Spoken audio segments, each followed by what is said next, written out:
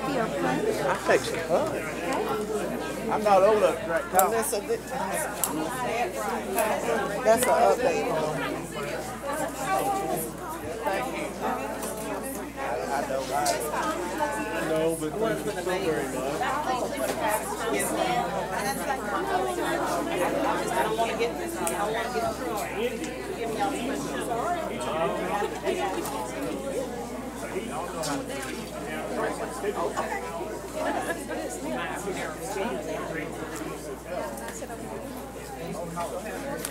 No, I'm trying to work my way.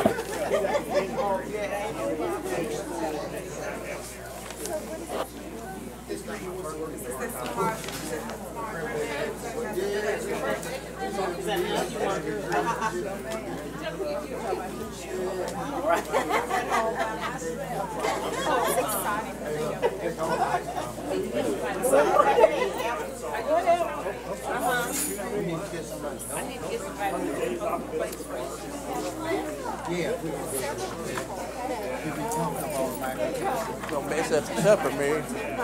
Gonna mess up your supper.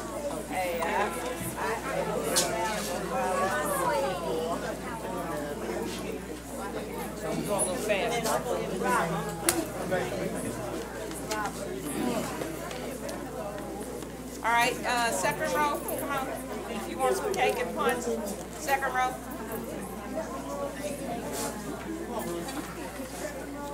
Oh, lordy, lordy.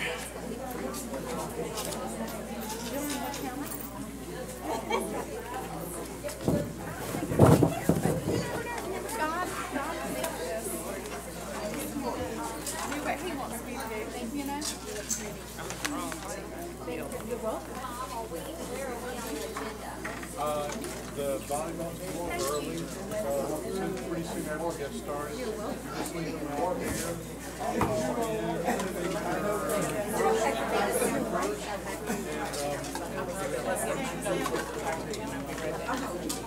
They don't have to say it.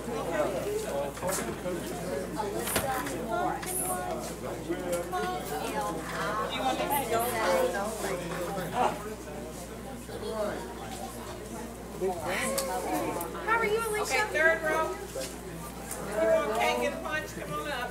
Anybody want any fun? Third row. They're not making a run for it, No, they're not. It's not hard to get up. Y'all want some punch?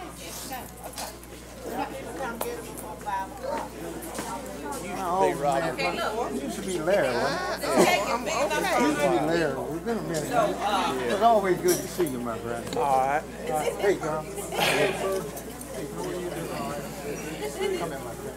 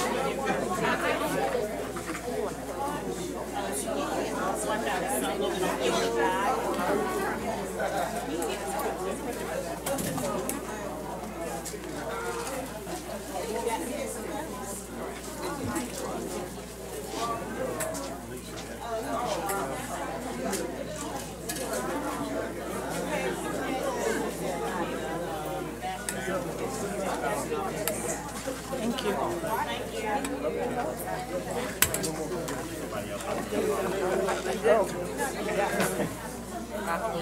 Have you been trying to sit in the chair and it kept right on? No, but if you did, I would have fallen. I know that already. I ain't called her.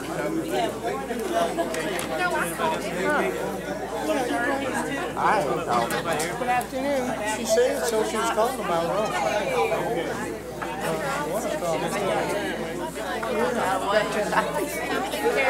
I understand. Well, hey, dear. Hey, how you both? How are you? Good. Yeah? Ellen, You gonna sleep good tonight? I brought my pen So you can click, so I can click. and I'm going to take it away from you Yeah. and break it. She probably has rubber band on her wrist. She'll pop me. I have to- She'll pop me. I had to take it off to put it on something, but I should have known to bring another one. You always have that on. Oh, how interesting. It's empty. Thank you. Oh, man.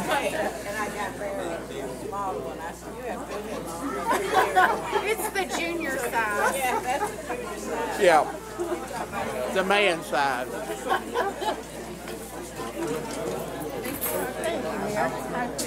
Very much. Well, I'll call you every once in a while. I'm actually turning around. When I know what I need. Okay. Anybody else in the audience want cake? Anybody else want cake and punch? Nobody? In the audience? Hey, is that where he is now? So bring it in the trash can so you can put some trash in it. Wow, mine's junior. Where's she playing? Where? Hey, my son is a junior down there, man. USA. Yeah. No, he knows my son, my grandson. I'm junior down. Yeah, absolutely. Great school, man. Great school. That's wonderful. What's he studying? Right. But you know Oh, what? so he got that from you? That's awesome because he can get into the actual newscast. I mean, I don't know how much money.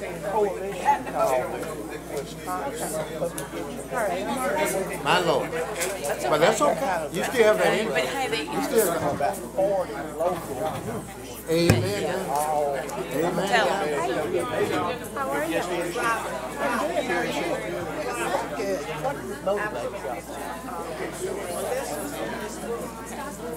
Yes, girl. You got coffee? With cake.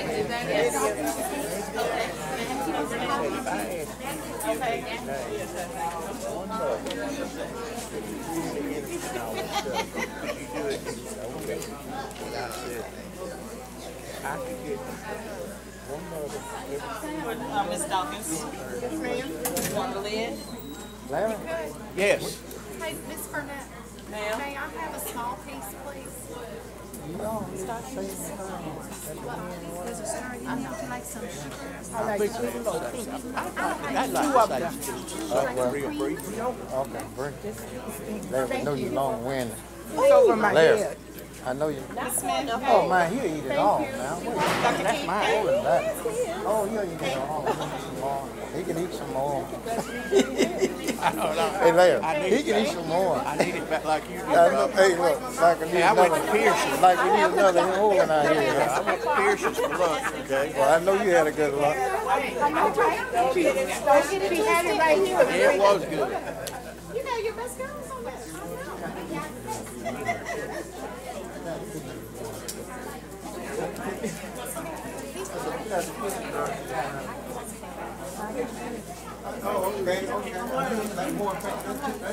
They still just dying to get in, darn it. Yes. When we had 7 Saturday, that was all. It was a nice quiet day. Who's your competition? You got some We competition? got 5 other funeral homes. Oh, really? Chad, 4 of us. Y'all the oldest? Yes, definitely the oldest. When were y'all started? 1918. So we're 100 years old this year. I'm doggone. You don't My remember? grandparents. You don't remember now? Where was Coach Lewis? He was your daddy. He was my dad. You're right. I was going to tell you that. Thank you for bringing that up, but some people don't like that. I thought he was a great guy. Several. Well, he was, but. And He used to run with a little crowd. Well, you wasn't here. Joe Dickerson was one of them. that was my. He was married to my dad's sister. Okay. Dad's niece. Tom. Tom Wright. That's right. That's From right. Bumper to Bumper. Yeah, right there on the whatever that Adams street is, Avenue. right down the street Hall from you. Street. Sammy Williams. No Sammy. Sammy. All these guys are dead, but they'd meet up there. You could go by Tom's place and they'd be in there solving the problems of the world. And so, Tom always made sure Daddy got dinner. Tom made a chunk of money. And he lost it all. Did he really? He either lost it or overspent. I don't know what At one happened. point, he I think, and I don't know this for a fact, but at one point He was dead broke. had gotten a. At one point when I knew him was Just all I in know the is early last- '80s, Yeah, it's the and he was doing. He had government contracts all over the country, particularly at Air Force. I mean, at military bases. He had too much going, is what I have heard. Just kind of got away from it.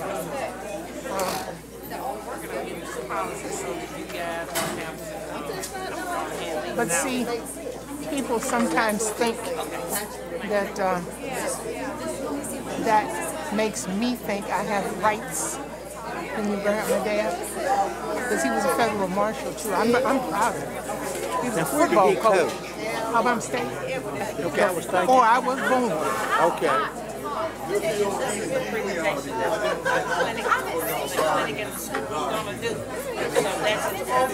You all right today, Fred?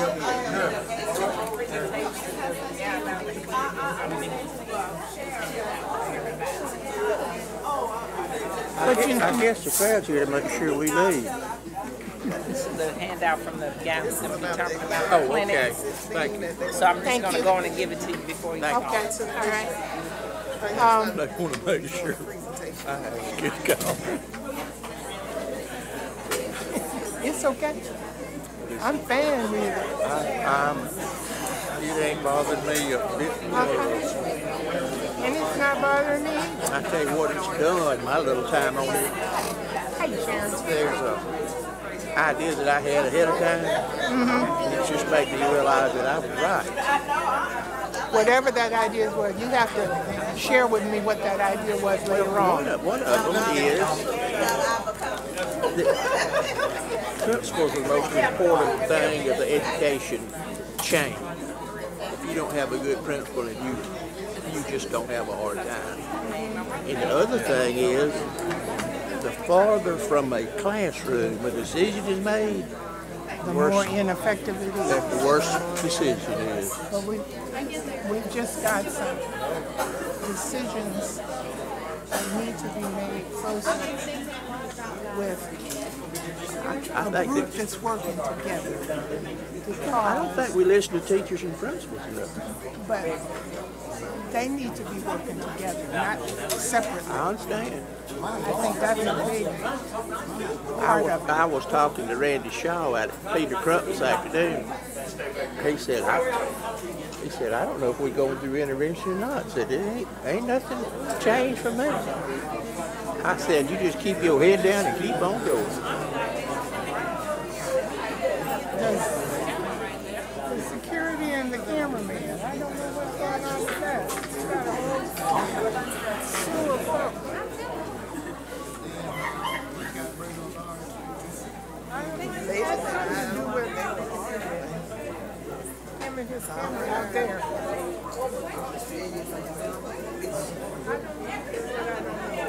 just know what I saw.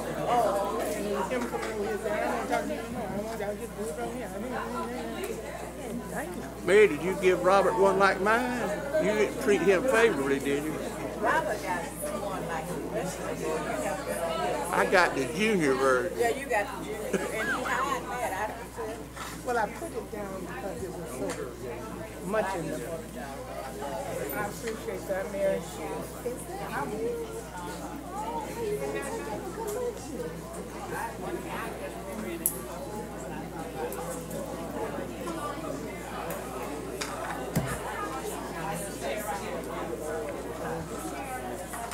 Hey, this was the first time I remember this thing.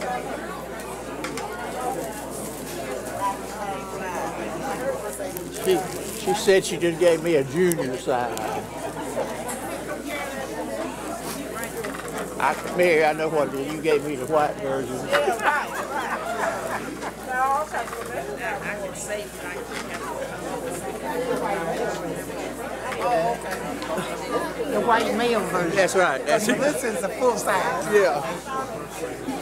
You're right. How come we got such a crowd here today? Just glad to see us go. I reckon.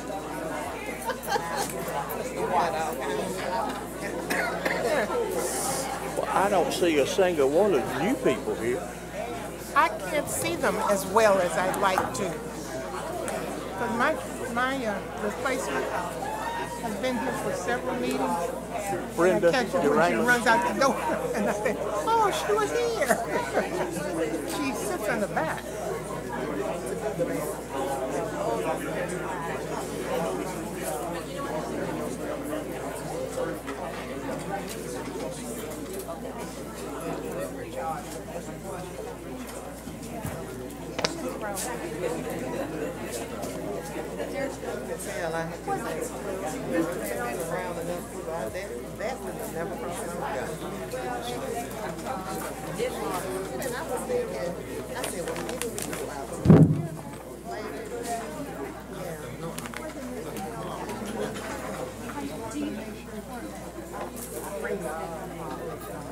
Everybody ready?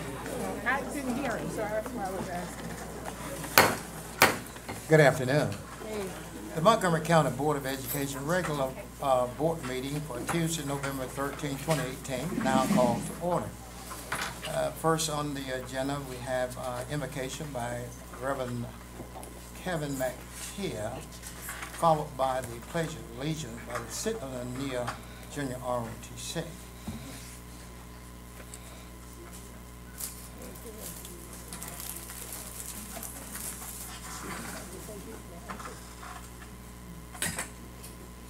Reverend Calvin McTeer. Mr. President, Reverend Welsh, we have him here. Yeah, we do. Make Reverend Wells do it. I'm just going to request, because this is our last meeting together, and I love it when you pray. I would love it if you would open up our meeting in prayer. Oh, but jeez. Okay, no problem. He's like that. That's about it. Well, you're sending me off. Okay.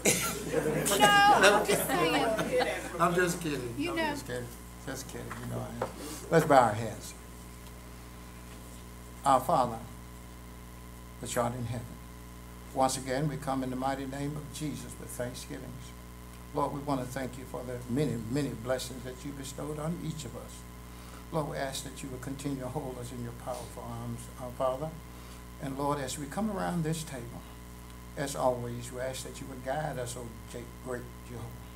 Help us and make decisions that are in the best interest of the children and communities that we serve. We ask that you'll be in the midst. And Lord, we come and we want to just surrender all to you, because Lord, we know with your guidance, all is well. These and all other blessings we ask in Jesus' name. Amen. Amen.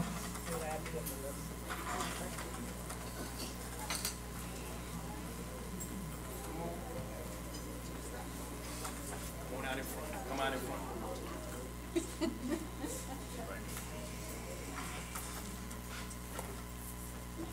Color bar. Left hand, turn. Cover. Recover. Carry. Color.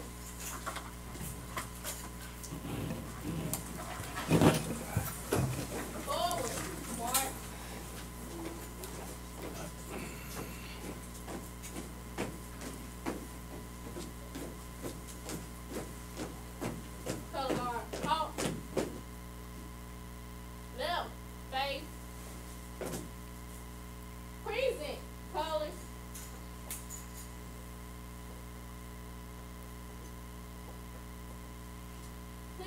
me the pledge of allegiance. I pledge allegiance to the flag of the United States of America and to the republic for which it stands, one nation, under God, indivisible, with liberty and justice for all. Carrie, colors. Right. Face. Forward. March.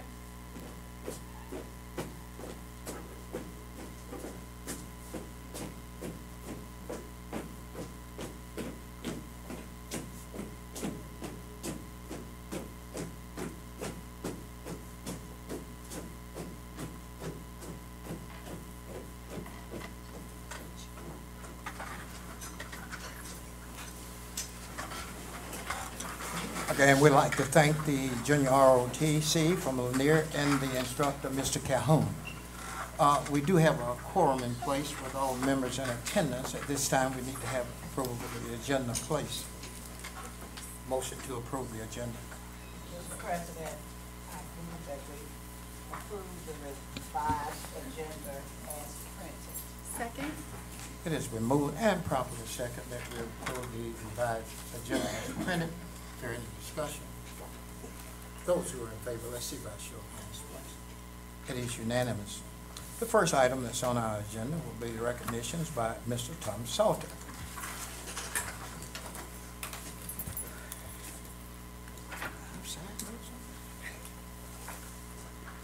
Good evening. We'll be recognized. Well, hello there. I don't usually get a response, so thank you. Hi there. This evening we'll be recognizing students who have displayed excellence in athletics and academics, a school receiving national recognition, and employees who help students be their best every day. We're going to start off with some athletic stars. We'll coach Alessa Morris and Brubaker Technology Magnet Volleyball team. Please come forward. Where is April sneaking off to? Come on in. Go Rams. The Brewtech volleyball team had a thrilling season, making it all the way to the Final Four in the state tournament. The Rams were the area runner-up and regional runner-up, and only lost to the eventual state champions, Jasper High. This was a very impressive showing by these young ladies. Good job, So let's all join together in congratulating them and their coach for their fine work.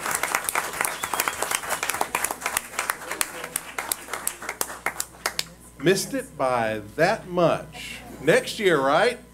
Next year. Okay, great, great. Congratulations, ladies. Coach, thank you so much.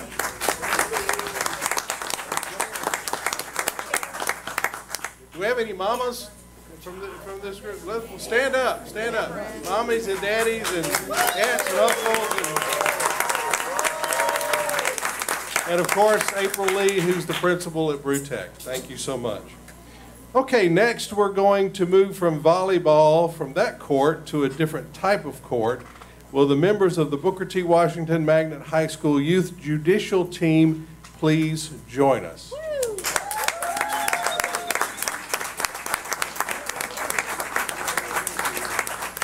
On in, just come right on in. This group, along with their coach, Elizabeth Bowles, can we call you Coach? Yes, and Lisa Harden, attorney. Oh, very good. All right, and Lisa, very good.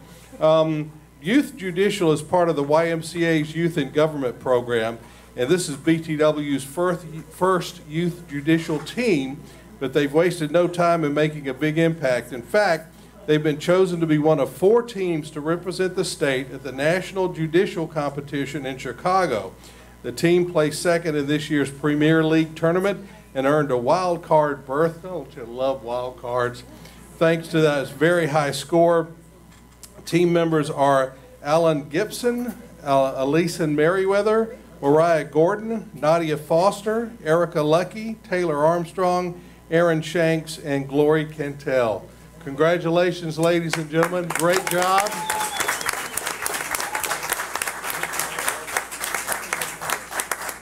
And certainly enjoy yourself in the Windy City. We appreciate you very much. Any mamas and daddies, aunts, uncles, cousins? All right, stand up. We'll give you a hand too. Fantastic. The next Alexandra Shannara should be in this. We'll see your face on a billboard on the moon one day. Absolutely. Tom, can we let them stretch out with their certificates? Sure, Dr. yeah. Moore? You guys, Elizabeth, if you got lead them around, just move right in front so they can get moms and dads and aunts and uncles and can get pictures. Y'all did a great job. Wonderful. Very judicious looking group. Miss Bennett, they're gonna take your place one of these days. Eventually.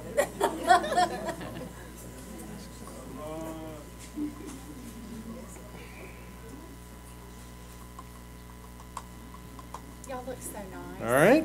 Everybody good? Thank you, ladies and gentlemen. Congratulations. You're welcome. Thank you.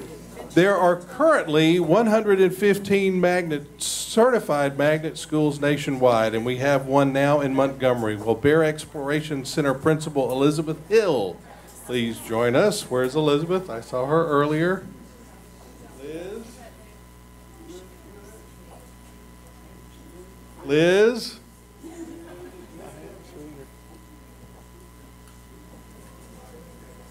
There she is. Come on. Come right around here, young lady. You're going to hear a little bit more about the process later in the meeting, but after a year of effort, Bear Elementary is now nationally certified by Magnet Schools of America. The award is based on the school's demonstration of academic achievement and parent and community involvement. And they're going to be recognized in April in Baltimore. Is that correct? So for their wonderful achievement. So please join the board in congratulating Principal Hill and the staff of Bear. And you got some staff members here, I think, tonight. Is that right? Raise hands or jump up and down, shake, do something. Very good. Very good. And again, we'll hear more from you a little bit later. Thank you very much. Next up are our employees of the month. Will Shannon Martin and Santasha Caswell please join us?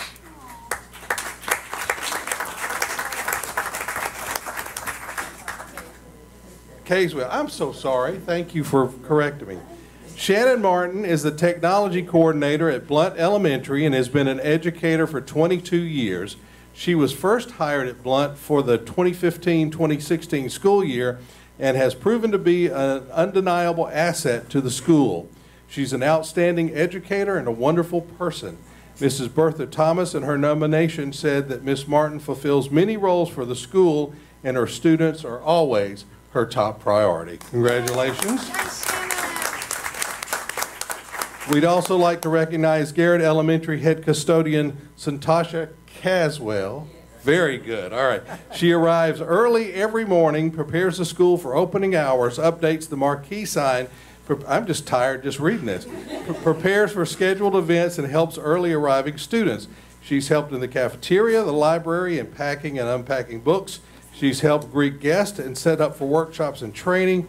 She's usually the one that opens the building in the morning, and listen to this, even on her days off. As you can probably tell from that, she's a real difference maker for the school. Congratulations, Ms. Caswell, and to both of you. And here are, each of you get a $25 gift certificate, courtesy of Baptist Health. So enjoy. Thank you so much. There's one more set of employees we want to honor tonight. This is the last scheduled meeting for 4 of our current board members. Mr. Porterfield is already here. Ms. Dawkins, Mr. Lee, and Ms. Snowden, would you please join us up here for just a moment?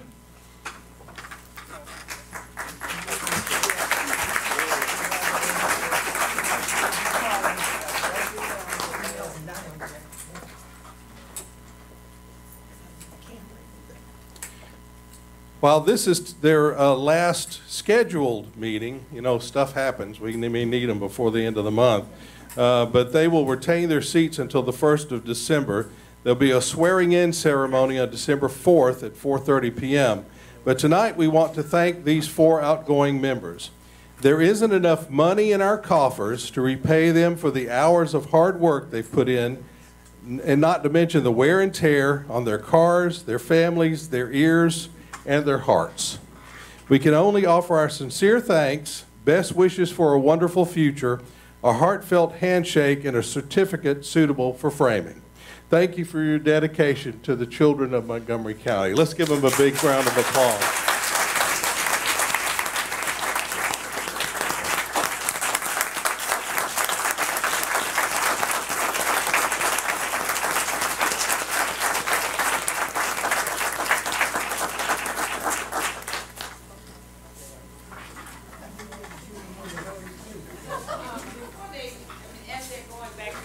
I'd like to make one comment. I'm relatively new here, officially since June 1, but I've worked with these 4 board members and all of the others.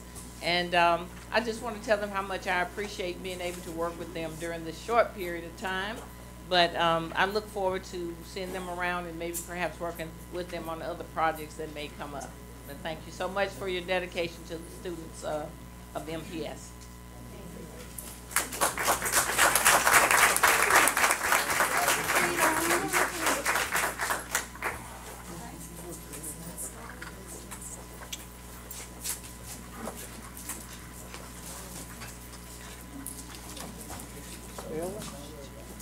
Bill, I got a check in mine. You got I wrote mine. that was mine. Maybe you need to buy a good sweater. Low blow. Low blow. I think at the end of this meeting, our board members might want to have the opportunity to speak if they wish to do so, if that's okay. Next item on the agenda will be our scheduled public comments. And before they come, we will read the directions, rules and procedures for public participation in board meetings. Requests must be made in advance in writing to the superintendent's office by 4:30 p.m. on the Tuesday preceding the meeting date. Requests must specify the nature of the business to be taken up with the board and the name of the person who will address the board to be added to the agenda. Communications must be respectful. Discussing specific student or employee matters will not be allowed. Individuals who have concerns that are inappropriate to be solved in this venue are welcome to seek a problem-solving meeting with the superintendent. Immediate feedback by the board may not be provided. However, you may be contacted for follow-up by the superintendent or designee. Public comments must not exceed 5 minutes. The board chair has full authority to terminate the remarks of any person who comments contain personal attacks, exceed the time limit, or are otherwise inappropriate. A speaker may be considered disruptive who continues to speak when their allotted time has ended, when asked to stop speaking by the board chair, or is otherwise inappropriate. If a person fails to comply when asked to terminate comments, he or she will be escorted to their seat, out of the auditorium, and off MPS property, depending on the level of disruption. First person on our scheduled public comments, Ms. K.T. Brown, our children. Mr. President, we're having some technology problems, but I will keep time and let them know when 1 minute is left and then when time is up. Okay, thank you. Hello. I am working with the personnel from down here, and they are working with the parents that had the problem. So therefore, what I had to say to you tonight, I'm going to hold it until another night. But I would like for you to understand we have too many substitutes in the classroom. And as you leave here tonight, think about it so that we can help the children in the regular school. They need your help. There are other problems, but this problem is real big when you have a substitute, and the substitute tells me that they don't have lesson plans to work with. So think about that. Think about the children. And I'll be back and let you know if anything is working out like it's supposed to be. Thank you. Thank you. Next person on our agenda will be Miss Lisa Hill, Textbooks and Communication.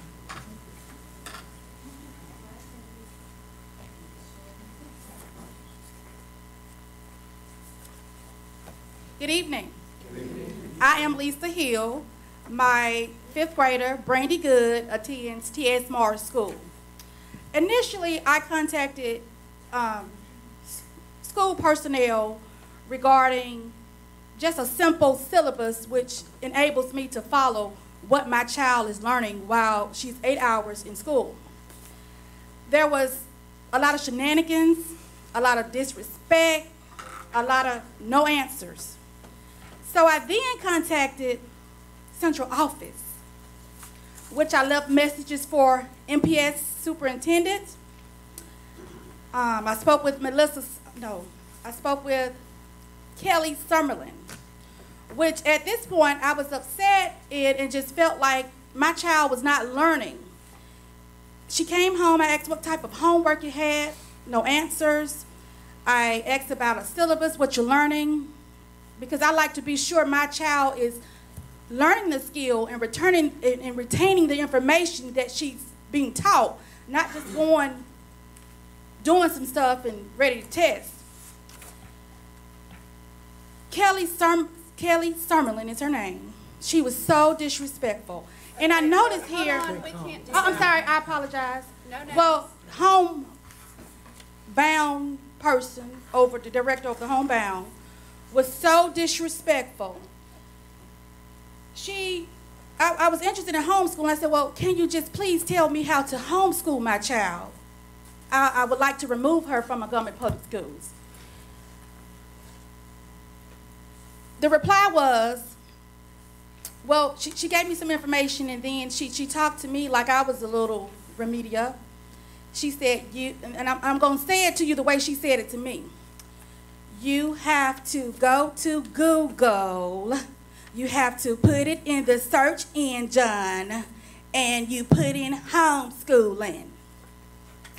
Okay. I went to central office, and I filed a grievance because I thought that was a little bit disrespectful. Okay. I left a message for your MPS superintendent, which went weeks without returning a phone call to me or just any notice, anything.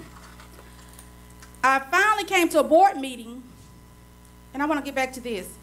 There's a lot of rules for people that want to speak, rules and regulations and procedures on how we can't be disrespectful, but they are allowed to be disrespectful and unhelpful to the parents. I came and I visited this table right here. I stood there, me and my daughter, Brandy Good, for 5 minutes. No, I'll be with you in a moment. No, how can I help you? Didn't even speak to my daughter. I didn't care if you didn't speak to me.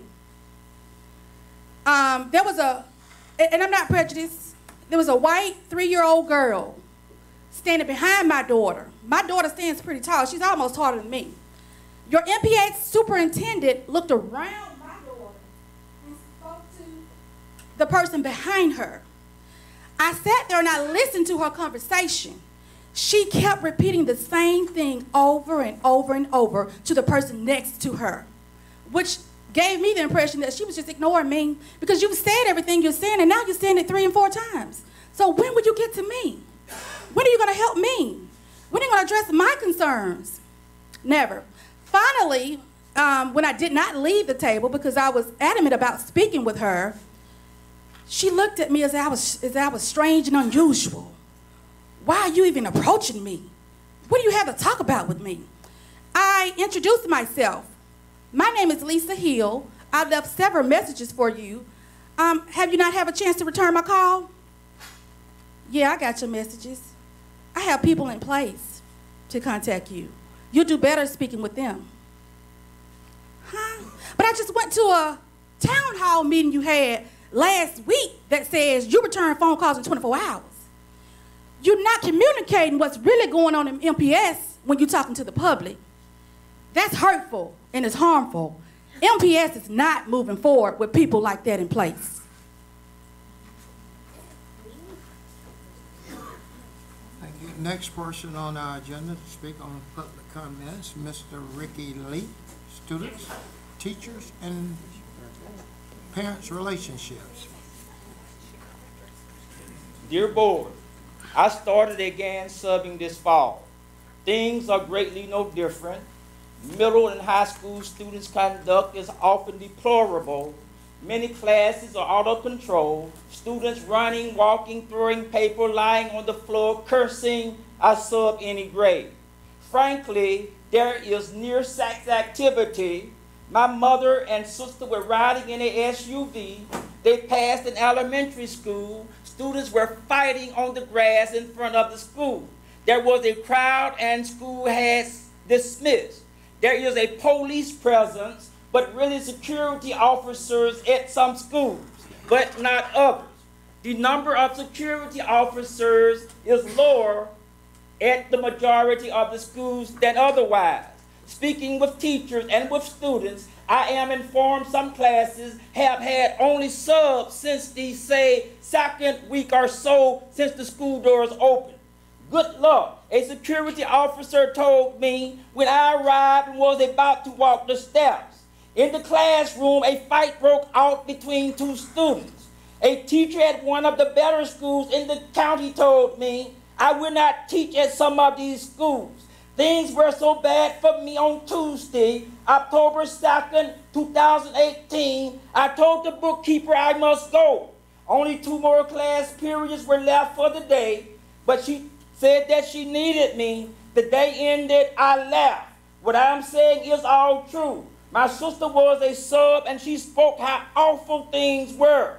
I believe her now, but now I gave it little thought. Subs leave before the shift is over. At midday, before the end of her day, a Muslim lady left, and we were substituting in classrooms side by side. Please do not think only subs have problems. My mother's and my sister's pastor, a regular teacher, not a sub, got into a brawl of sorts with a student and the student's parent at a school. So-called good schools and good communities equally fit the description. A white janitor asked me how many days would I be filling in. Why? A parent had come to the majority white school and there was a bad encounter. A black female janitor confirmed that awful things take place where she works at a so-called good school. At a gym, 2 students were trying to hide and were kissing when I told them to leave the vestibule and enter the gym. Security officers and teachers know this. Yes, we have very good students, teachers, and parents. Yes, again, we have many schools with awful situations. Board, do something. One question right here and now. Will you question school employees about these awful things? Please answer one by one. Mr. Chairman, we don't give rebuttals or response during public question. I read that in the instructions. You've been heard, and I'm certain the superintendent will address whatever your concerns are. Mr. Roller, This board, the school, the Montgomery County citizens what need addressed. I don't want to push it on the road with me. I'm sorry, I don't want to say anything out of order. Yes, ma'am. Mr. Roller, I beg to differ. It says we may, so it doesn't say we cannot. It may means we may speak, we may not, so I would like to speak. I want to thank you and everybody that just stood up there, because it seems like one of the common threads is substitutes. And I think it's something that we as a board will work on. It's been an issue, and I can assure you that in the future we'll sit down and we will look into, better practices or whatever we can do. But thank you for coming in. Okay. And I would just like to say I have contacted people on this road right here. Sometimes I did not get any feedback, like the lady said, and sometimes I sent a message on the website about asking a question, but no answer came because the question was a question nobody wanted to ask. If you want to address these, don't address me. Don't seek under the road to me. Address the whole citizen of Montgomery County. Thank you. Next item on the agenda will be to receive as information Health Services Incorporated School-Based Clinic by Mr. Gilbert F. Darrington.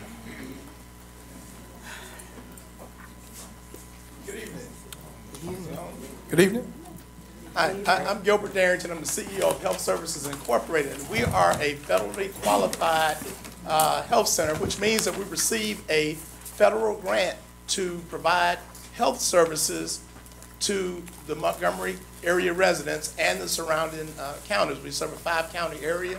We have 10 different locations, 5 in Montgomery and 5 in the rural communities. Now, you should have a packet in front of you that contains the same slides. So we offer primary care services, dental service, vision services, and behavioral health services. So a full gamut of healthcare services to individuals who are insured, underinsured, and uninsured. And we also serve a homeless population. And we provide all of these services depending on the ability or inability for the patient to pay. They still receive all of the services that we offer under our umbrella. So that's just a little bit about who we are. But what I'm coming to you tonight to propose is that we're looking at opening up or partnering with the school board to open up school-based clinics. And what a school-based clinic is, it's a health service location located either in a school, a fixed facility, or through a mobile unit. We also offer a mobile service that has a fully equipped medical unit inside of a mobile unit. So we can move that mobile unit to different schools.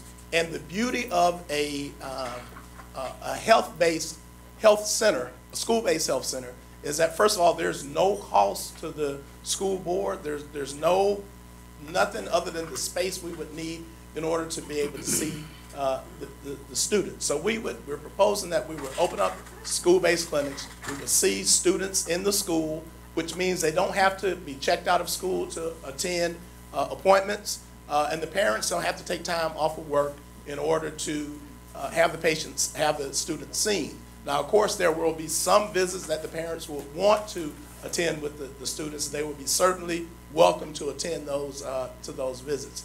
But we're talking about, again, any service that we offer under our umbrella as health services would be available to any patient or any student who becomes a patient of our school-based clinic. And again, we would partner with the school system to be a resource. And there are about a little bit more than 2,000 school-based clinics throughout the entire United States. And those school systems which operate school-based clinics, you'll see a decrease in absenteeism, an increase in grades. And you can just imagine if you have a child sitting in the class who has a toothache or who can't see, it's going to be harder for them to learn. So the services we would offer would bring it to the students where they are, to partner with the teachers, the faculty, to make sure those students are seen, and to take care of those routine things that they would normally have to leave out of school to be seen in a fixed facility. So for the sake of time, we've gone to a couple of schools and looked at some different areas, and we think we can be a great partner to the school system to help with just the overall health and education of our students in the Montgomery Public School System. Okay, question. You mentioned that you would be a mobile unit. Would you be housed in a school, a certain number of schools? We would have to do a memorandum of understanding with you all and clarify all of the legal ramifications and all of that. So, sure. What I want to know, are you talking about several health service clinics in the schools, a mobile unit that would be moving from one school to another school? And we can do both, and we want to do both. We want to do fixed facilities in the schools that have the space to allow us to operate in a fixed facility, and we want to provide a mobile unit that we can use the same staff and go to different schools to provide services to multiple schools, to multiple locations. Of course, yes, we are a federally funded, qualified, fully insured malpractice care provider of services. Now, we would, of course, have to enter into agreements to provide services and those different type of things, but the possibilities are unlimited. In school-based clinics, there are 3 different models. One is where the school-based clinic is inside of the school. One is the mobile unit, and the other one is a facility located outside of a school that services, multiple schools within that system. And we're proposing to do right now to start, because this would be our first stepping the foot in the water with school-based clinics. We would propose a fixed facility and the mobile unit to service the system. Yes, ma'am. Actually, he and I were in a meeting together, and once I found out what he did for a living, I had some conversation with him because we had what we call Hills Clinics, and we had to raise money and everything for the funding. And in my discussion with him, he said, I can do that for you. We have a federal grant, and so we've had several discussions about it. He's met with some of our staff and our head nurse, and we visited a couple of places to kind of get a lay of the land. And so I think it would be a great thing for us to do. We'll have to work out all of the agreements, make sure that everything that we're doing is legal, which I would bring to you at some point, the memorandum of understanding or agreement, so that we're all on the same page. And I mean, I think it's a win-win situation for our students. Many students who would be sick at school and go home and be out for 4 or 5 days might not be out, but the rest of the afternoon, or if at all. So they can do prescriptions. Right. They have the dental piece for some students who've never been. Behavioral health, vision, optometry. So we have the full gamut. So just so you know who we are, we have the River Region Health Center is our newest facility on the Jackson Hospital campus. Some of you may remember Lister Hill. That was one of our locations. We tore Lister Hill down and built the River Region location on Jackson's campus. But that's just one center that we have of the 10 that we operate. And any service that we can provide in one of our fixed facilities, we'll be able to provide at the school-based clinic. So, and we also have a referral staff as well to refer out for anything that we can't handle in-house. So the student would have access to any services, health services, and dental and vision, behavioral health services that they would need in order to be a healthy student. Yes, I'd love to see something like this happen, and I'm glad you came. You answered one of my questions with the dental, and I think you've answered this, but I'd just like clarification. Let's say that we had a facility that wasn't large enough, and let's say it was Chisholm Elementary, but we had Lee High School. Can a Chisholm Elementary student, because they're an MPS, come over to the Lee facility on Tuesday, Thursday? They could, and that's going to be left up to the school and the board of who all you want. Now, the only individuals we're looking to provide services for are the students and the staff of that particular school. Oh. But we could have several different schools that we could be seen at one location. Okay. And the beauty of the mobile unit, again, is that we can go to the different schools, again, with the same amount of staff members. So we can provide the services for as many schools as you want us to. And really, we would leave that up to you to tell us where you want us, when you want us there, how much of the services that you want, because we have the services available. And also, this will not compromise our school clinics that we already have in place with our own nurses. That's correct. That's correct. That's correct. Separate and apart from that. So one of the things the school clinic won't be able to do is, currently if you have a child come to school, they have a fever, the school nurse will call the parent or ask them to come pick the parent up. We would not have that authority. So the only thing we would do are the visits in the school, no other authority that the current school nurses have. So we'll still need them to do whatever duties and everything they're performing now. Mr. President, if I may, to your point, if the parent chose to utilize your clinic, they could bring that child there on their own. Again, that would be something that you would decide on who you would want to be seen in the clinic. And just for some school-based clinics operate in the entire community is allowed to come in. Just for safety issues, I would recommend to start with that we start with the students and the staff. We could see anyone. I mean, we would love to see everyone.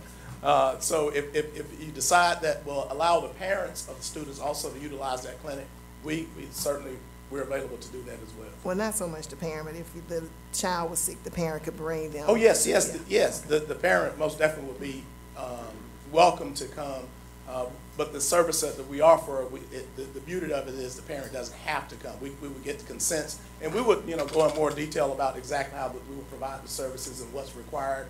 But there are strict requirements for us because the federal government monitors and audits us every year to make sure we're following all the proper guidelines and those type of things. But yes, we would certainly welcome. We would not turn away a parent who wants to attend an appointment with one of their children.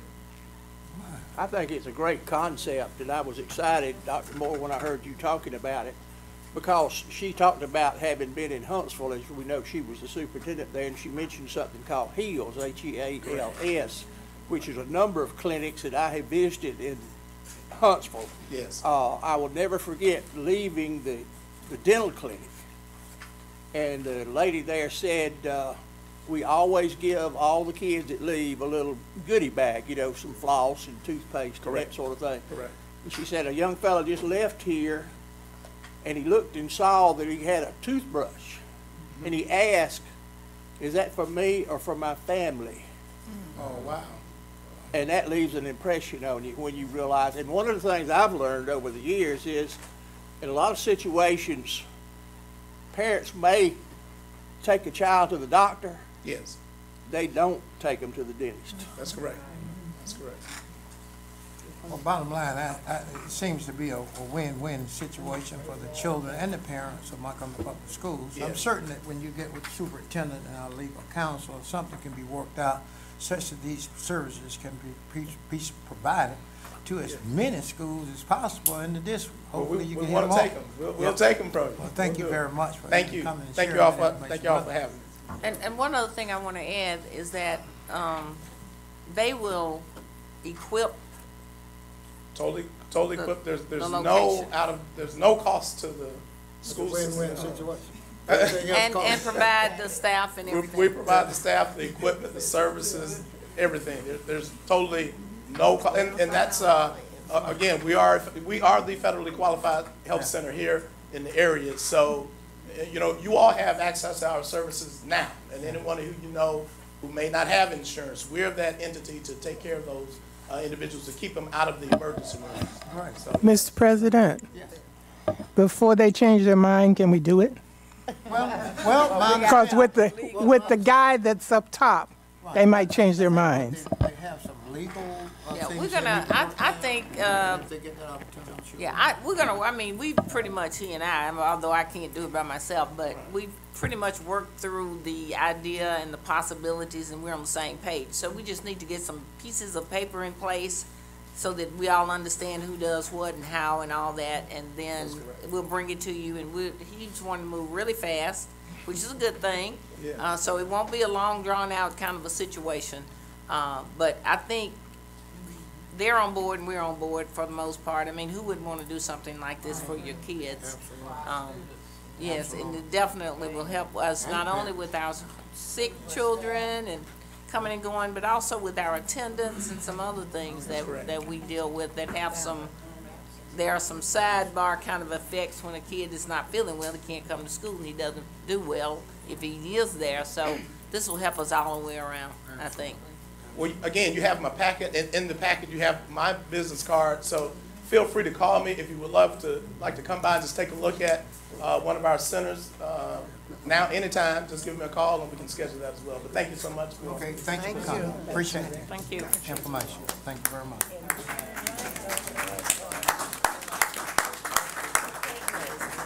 All right. Next on receiver's information, Bear Nationally Certified Magnet School by Magnet Schools of America, Mrs. Elizabeth Hill.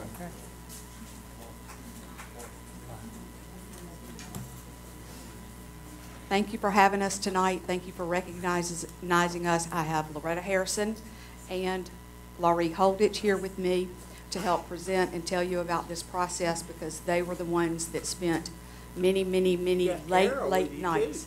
Well, I'm getting to that. Many late nights at Bear School this summer, even 10:30. We're trying to leave. We get out of there.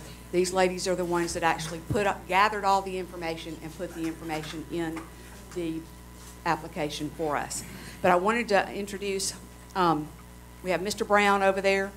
the young one, young techie, Ms. Forster, Ms. Farr, Ms. Stallworth, Ms. Barton, Ms. Scoggin, Ms. Carnes, Ms. White, Ms. Lanier, Ms. Hoyt, Ms. Egerton, Ms. Cross, Riley, and Chandler, and our PTA president, Idris Davis, and Miss Carroll.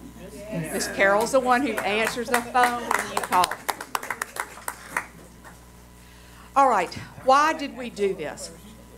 What made us want to put ourselves through this process?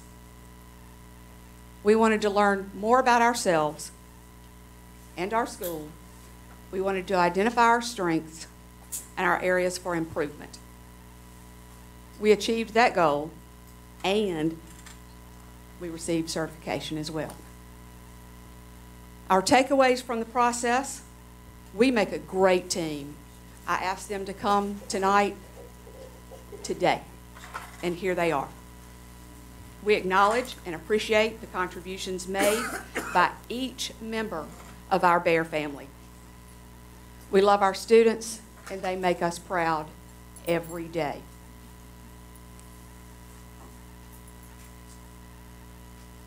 Magnet Schools of America says that magnet schools are founded on 5 pillars of excellence: diversity, innovative curriculum and professional development, academic excellence, high-quality instructional systems, family and community partnerships.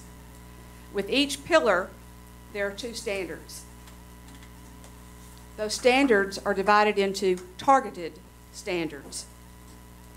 There are 42 targeted standards. Little did we know when we decided to take on this project.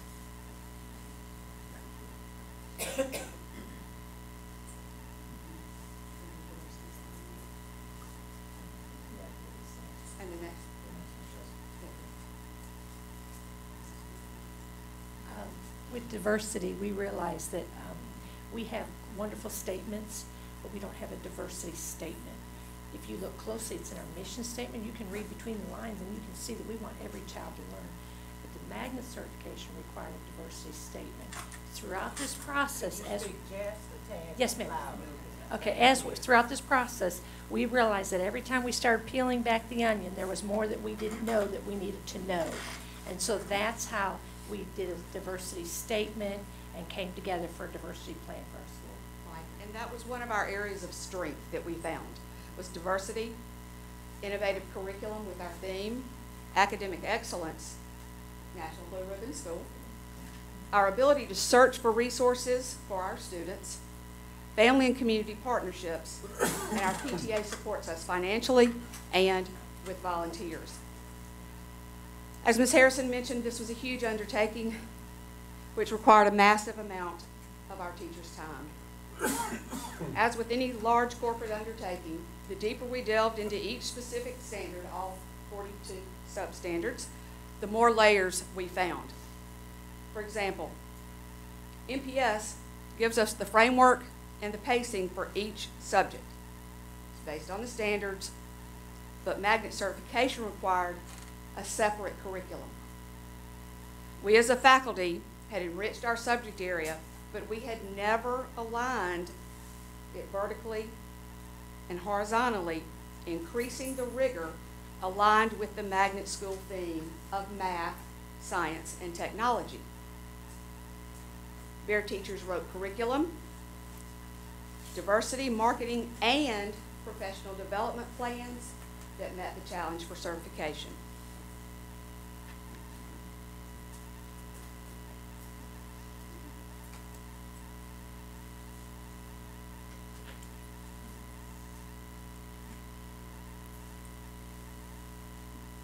With each subset, we submitted evidence in text, visuals, and in data.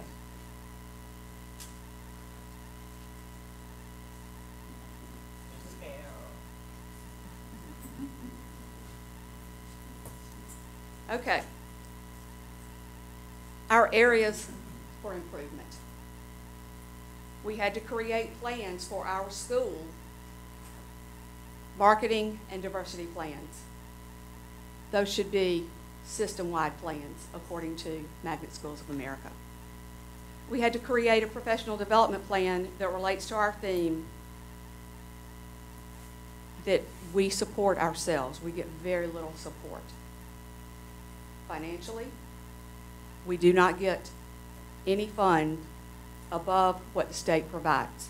The classroom instructional funds, few little professional development dollars, few little dollars for technology.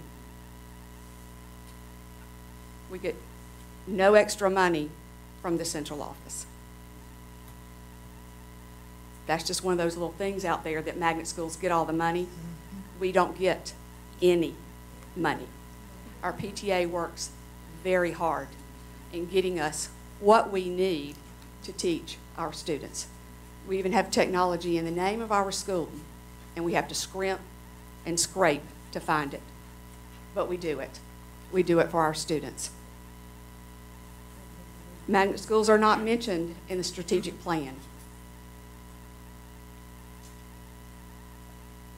Some of the areas of improvement are beyond our control. It is now our plea for assistance and support for not just Bear Exploration Center, but all MPS magnet schools. Our next step. Let's see if you could do that video. This is, we want to apply for STEM certification school-wide.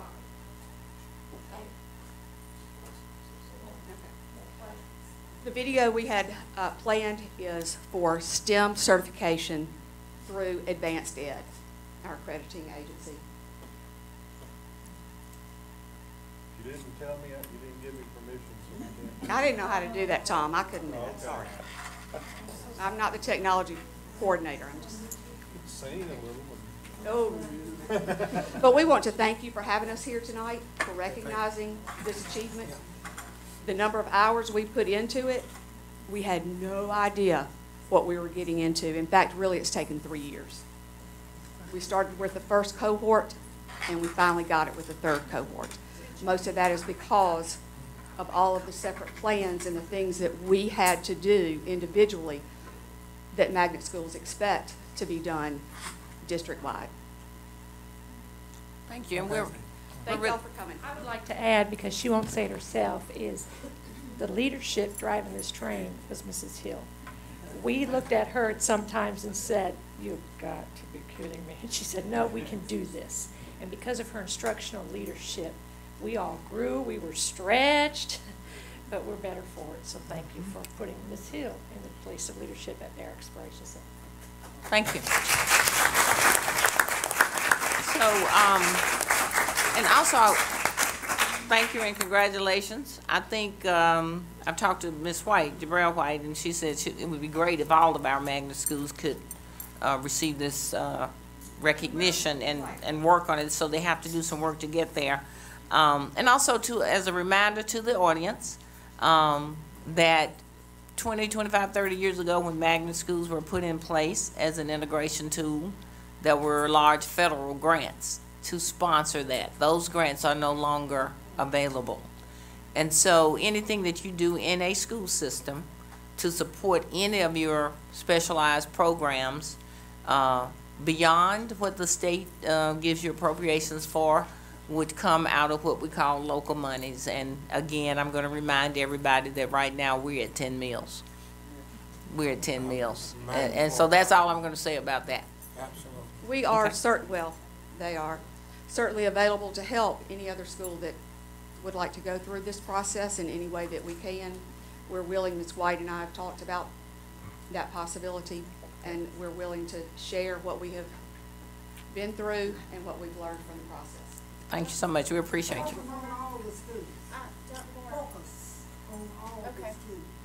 Thank you. Melissa? Okay. We had that Magnet Equity Committee that was meeting several years ago, and we were charged with looking at all of our magnet schools and looking at their purposes and their criteria. And I think that this would be an excellent way for y'all to model that for all of our magnet schools. And traditional. Okay, excuse me. Principals have to do it. What need to do is we need to help, y'all need to help the other schools come in line with that so that they can also get that. And there is federal money that's available. We looked at it when I was board president, and I'll be happy to share that with you, Dr. Moore, that there are ways that we could make magnet schools more available for more students in Montgomery County. And I think that's what we need. Liz, question. Would you introduce Ms. Davis again and tell this group a little bit more about how y'all couldn't operate without your PTA? That's true, Ms. Davis. Dan?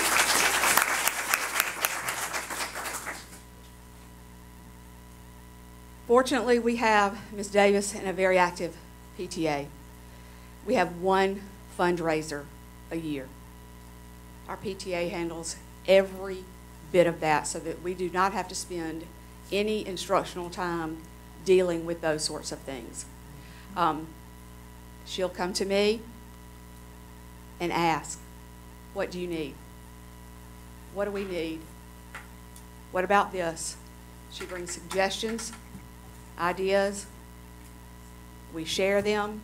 We decide on our top priorities, and she hits the ground running, looking for ways to help us, looking for better ways to help us.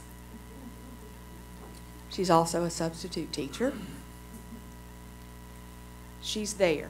She's a part of our Bear family, as well as the rest of our PTA members. How many PTA members do you have?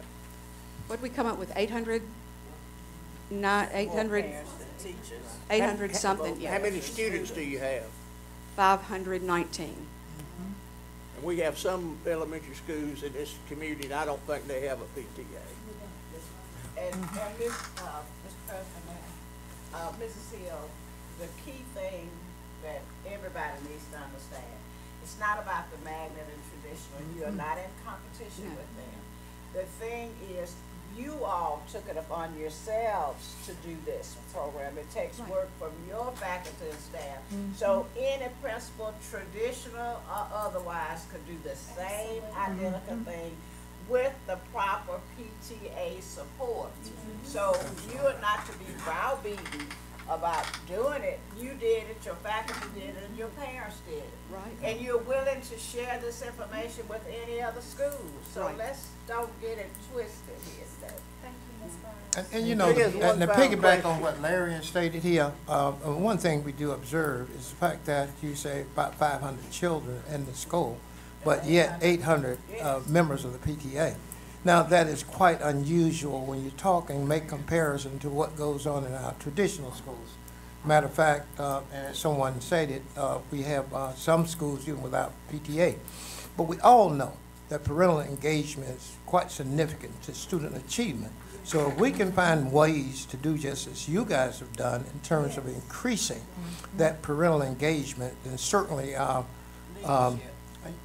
certainly our traditional schools could move in the same direction and certainly accomplish some of the same things that you guys have done. And again, we applaud you and we thank you for your hard work and dedication. Thank you.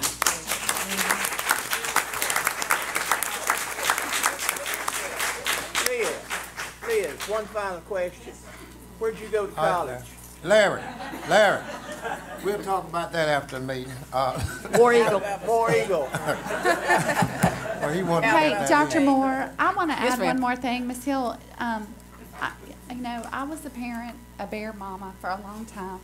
And, I was scared to death with my first child going into this school that I did not really know anything about.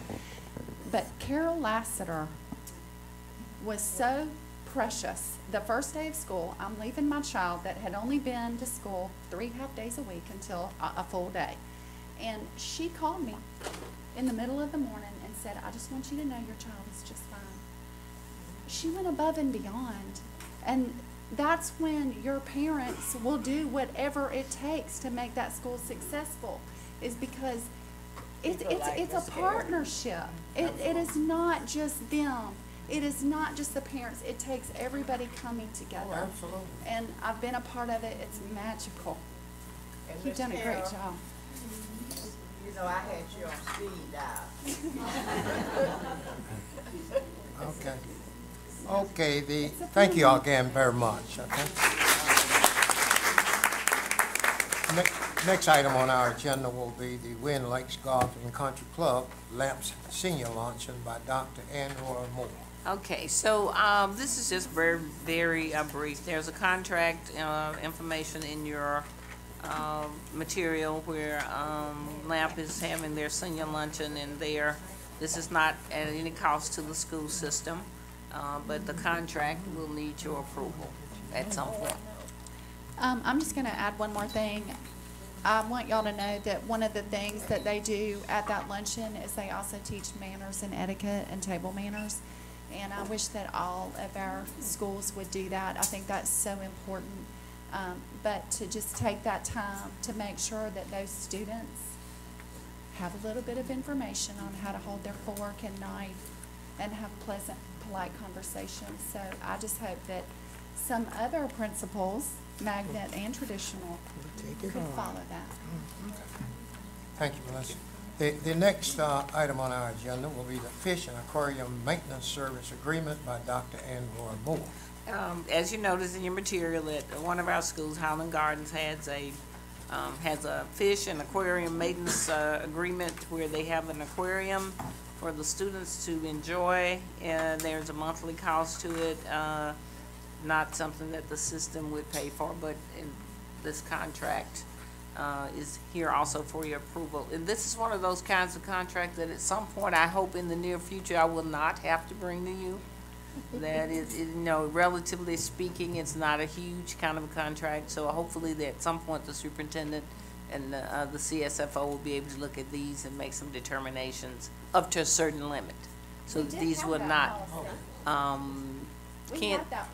We did that. I don't know if there was some discussion or if it was in place or what, but right now I don't see anything to back it up, but we're working towards getting it where you don't have to deal with this. I'm fairly certain we passed a policy for that at least 2 years ago. Oh, yeah. Okay. Maybe they finished working on that plan, so we'll get the surface. So it's lost somewhere in the stacks, but we're gonna rework it so that, at some point you don't have to item E. deal with it. Yes, ma'am. Oh, T.S. Morris also, I'm sorry. Yes, there are two of them. Same company, same kind of agreement for Morris and Highlands. Okay, next item on our agenda, the Embassy Suites by Hilton Catering Sales Event Agreement with Rome for Advanced Ed. Again, Dr. Annette Nettles.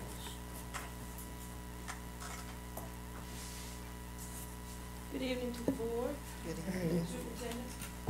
You have before you a copy of the contract for Embassy Suites. And as you recall, the advanced ed team will be in the district December 3rd to the 5th. And as a part of our obligation, we have to provide their room and board, housing, their lodging, meals, and all of that. So what you have before you is the contract that will take care of their housing and their workspace for the time that they're with us. That's a good hotel rate. Okay, thank you. Great, thank you, Dr. Nettles. Next item on our agenda, E-rate professional service contract extension. Mr. Chad Anderson and Mr. Steve Blighter.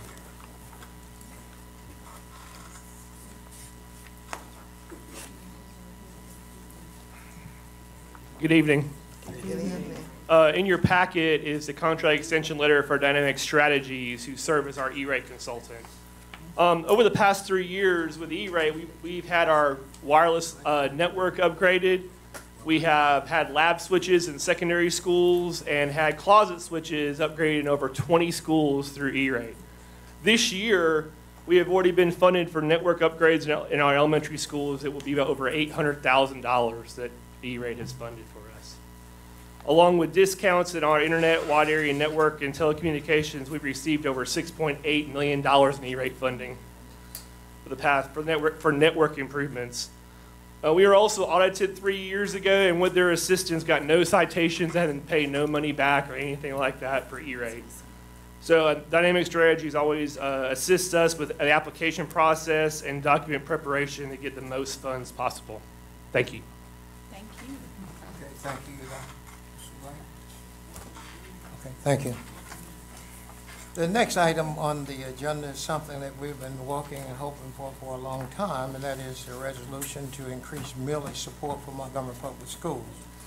Certainly, we've had quite a few things on the wish list for some time now in terms of we've looked at reduction in class sizes, certainly the infrastructure of a lot of old buildings that we have in this district, and we certainly appreciate the work that Ms. Erica Smith took upon herself and continued to do the research such that we could present a resolution to the county this evening. So Erica, if you would. Yes, if you don't mind, I'll yeah, start with the PowerPoint. Let me just preface this by saying to our commenters, believe me, your words did not fall on deaf ear. We do hear you.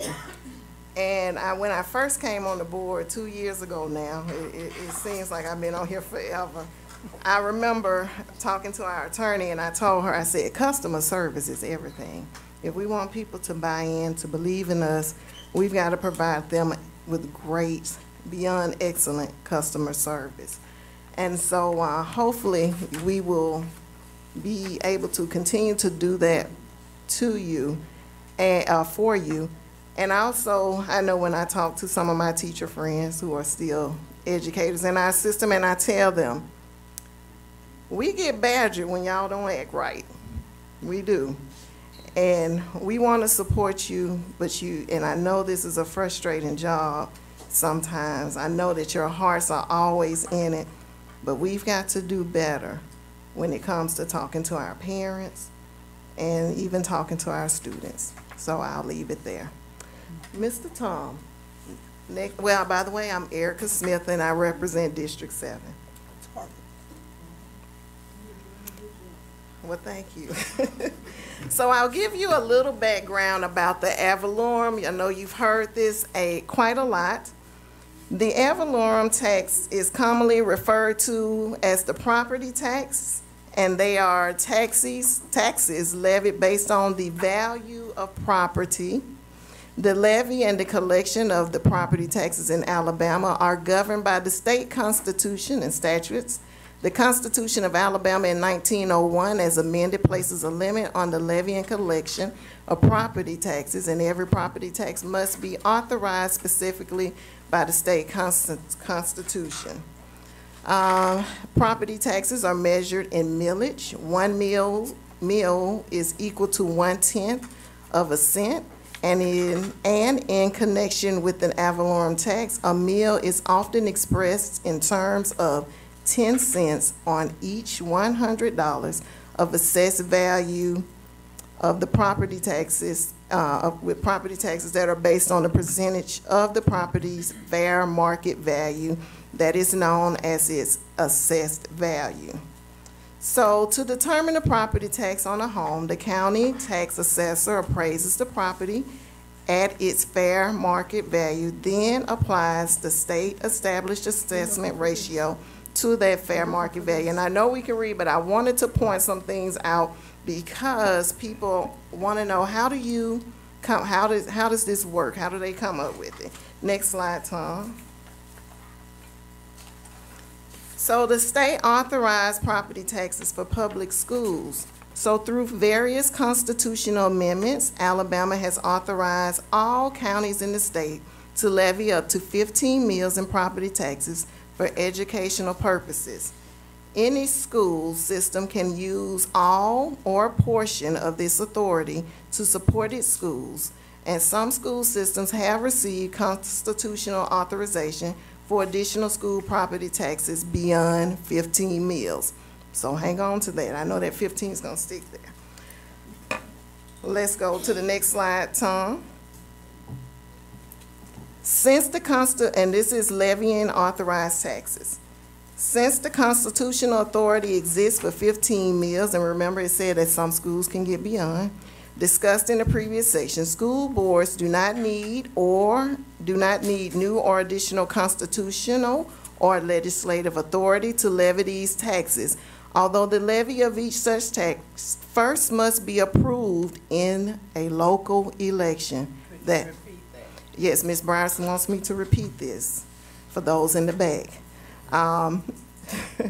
This Let me go back, Ms. Brown. I gotta find my spot. Although the levy of each such tax, it must first be approved in a local election. So in other words, we cannot arbitrarily make you do it. This is your choice. Yeah, I think we've heard a lot of needs in our system. I know we've talked about it. Mr. Porterfield has been the drum major for it, and I appreciate it. He made my work easy because he talked about it so much, it forced me to go find it. But being a former teacher in the system, I've firsthand seen the needs. I have children who are currently in the system.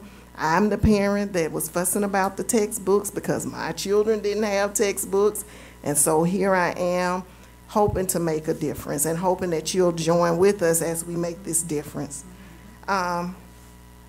The other thing I wanted to point out here, Ms. Browse made me go back, but depending on the type of tax being sought, either a petition of 200 qualified voters or a school board resolution will require the county commission to call the election. The other part I want to say is if these requirements are fulfilled, the county commission is required to call the election. Public notice of the election is required as well. Mr. Tom, if you can move to the next one. Next slide. The next slide starts with 10 meal requirement. That's it. All right. How to call the election. The county commission is required to call an election on any of the property taxes for public schools purposes currently authorized by the state constitution, provided the school system presents either a petition signed by not less than 200 qualified voters or a school board resolution. And at the bottom here, these are the types of meals that we could petition. So we have the 1 meal, the 3 meal, the 3 meal here, and 3 meals here, which is the 10 meals. The only one we've not utilized is this one. Next slide. The next slide just gives you a breakdown of the county. It's broken into districts. Pike Road is District 4. They are ahead of us in meals, and each of our districts outside the city limits, inside the city limits, and the total county, each district collectively receives 10. So it's not 10, 10, 10. Everybody's getting the same 10. And Pike Road got 10, but then they went and they did a petition to receive more, a resolution. Next slide. Again, these are just the districts broken down. As you see here, we have the 10 meals across the board. Next slide. Again, same thing. Next slide. So Montgomery County Public Schools is the lowest funded of all large public school systems in the state of Alabama. We pay the minimum millage allowed under state law. Under state law, and this is also taken from the Montgomery Advertiser when Andrew Young covered us back in April of 2018. So under the state law, MPS's budget must have 1 month's operating costs, which is $18.7 million on hand in reserve, but MPS has reached that benchmark only once in the past 10 years while receiving 10 meals, the minimum amount of ad valorem tax dollars allowed under state law, which yields about $28 million annually. Montgomery County Revenue Commissioner Janet Buskey, who writes the property tax checks for MPS said, it is pretty embarrassing. The only reason we're at 10 meals is because they passed a statewide legislation that forced the counties to collect at least 10 meals. Otherwise, we'd have less. And these are the words of our County Revenue Commissioner. And then also add to that, if we didn't meet that, we would not be able to participate in the our foundation program. Here is the millage comparison among Alabama public schools, and if you see here, and I don't really have to read it to you, but Birmingham with 25,000 students, 24 meals. Huntsville City Schools, 27.5 meals, they have 24,000 students. Jefferson County Public Schools, 30.1 meals with 36,000 students. Mobile County Public Schools, 29.7 with 56,000 students. Baldwin County Public Schools, 22 meals with 32,000. Shelby County Public Schools, 30 meals with 21,000 students. And here we are, Montgomery County Public Schools, 10 meals with 29,000 students and receiving 10 meals. We are the lowest. It is embarrassing. Robert, or Rick, just out of curiosity, what was it before we went to the 10? Anybody remember? What, 7, what, it was 7, wasn't it? 8. It was 8? Yeah. I think it happened, you know, we hadn't had one since, I believe it was 1970 is when we finally reached the ladder. And matter of fact, when we start looking back, if people recall, we went in proration in 2008. The state went in proration in 2008. Stayed in proration 3 years in a row. And the amount of funding that we had in 2008, being that now is November 2018, we have not yet reached that level of funding that we had in the year 2008. So that just goes to tell you, see, I tell them all the time, even the loaf of bread is going up. So, and to your point, Mr. Porterfield, I just want, because I don't think everyone heard you, before proration, Montgomery received about 325 million. And it after the bubble, it reduced down to $284 million. So we're about $45 million short of what we used to get. So here again, this is per the Montgomery Advertiser. We have the ad valorem tax dollars among the large school systems, so it's kind of just a bar graph. And here we are at the bottom, Montgomery. And our State Board of Education member, Ella Bell, said it's the lowest of any county I represent. Next slide. And she represents the poorest counties in the state. Yes, she does. She represents the poorest counties in the state. Ad valorem dollars per student, districts above 20,000 students. Birmingham City Public Schools pays $3,760 per student. Shelby County, Huntsville, Jefferson, Mobile, Baldwin, and here we are in Montgomery. Again, this is a source from the Montgomery Advertiser, September 18, 2018. Proposed millage increase. This proposed millage increase is for Montgomery County to increase the meals, to increase from 10 meals to 15 meals for public education purposes. 15 meals is the maximum meals allowed under state law without having to go through the Alabama legislature for approval before a referendum, allowing people to vote. But we also heard that, where I just read that occasionally you can go a little higher. And that's what you heard the county commissioner talking about. Currently, 10 meals generates about $28 million for Montgomery County Public School System, so an additional 5 meals would generate about half of the current 10 meal amount to roughly about $14 million. The millage is proposed to be increased from 10 meals to 15. Funds will be used for the operation and maintenance of the Montgomery County Public Schools. So we all see the problems. We've been in our schools, whether you have children or grandchildren. You know our buildings are in need of just deep repair. Help. We just need some help. Next slide. How much would property owners have to pay if voters approved of the 5 meals, or in this case, 6 meals? I actually made this PowerPoint presentation a little bit before all the discussions were taking place, but my resolution will address that. So the current median Montgomery county home value is worth roughly, let's say, about $122,000. At 10 meals, the property tax is $455.30 or $37.94 per month. An overall millage increase would be based on a home's value. A 5 meal increase would impact the typical homeowner by an additional $70 to $100 per year, or $6 to $10 per month on a home valued at $120,000. For a more expensive home, a 5 meal increase would impact a homeowner by an additional $150 to $250 per year, or $20 a month $20 per month on a home value roughly at $400,000 a year. And this again is the source of the Montgomery advertising. So what would an additional 5 meals be used for in MPS? And trust me, this is just the beginning.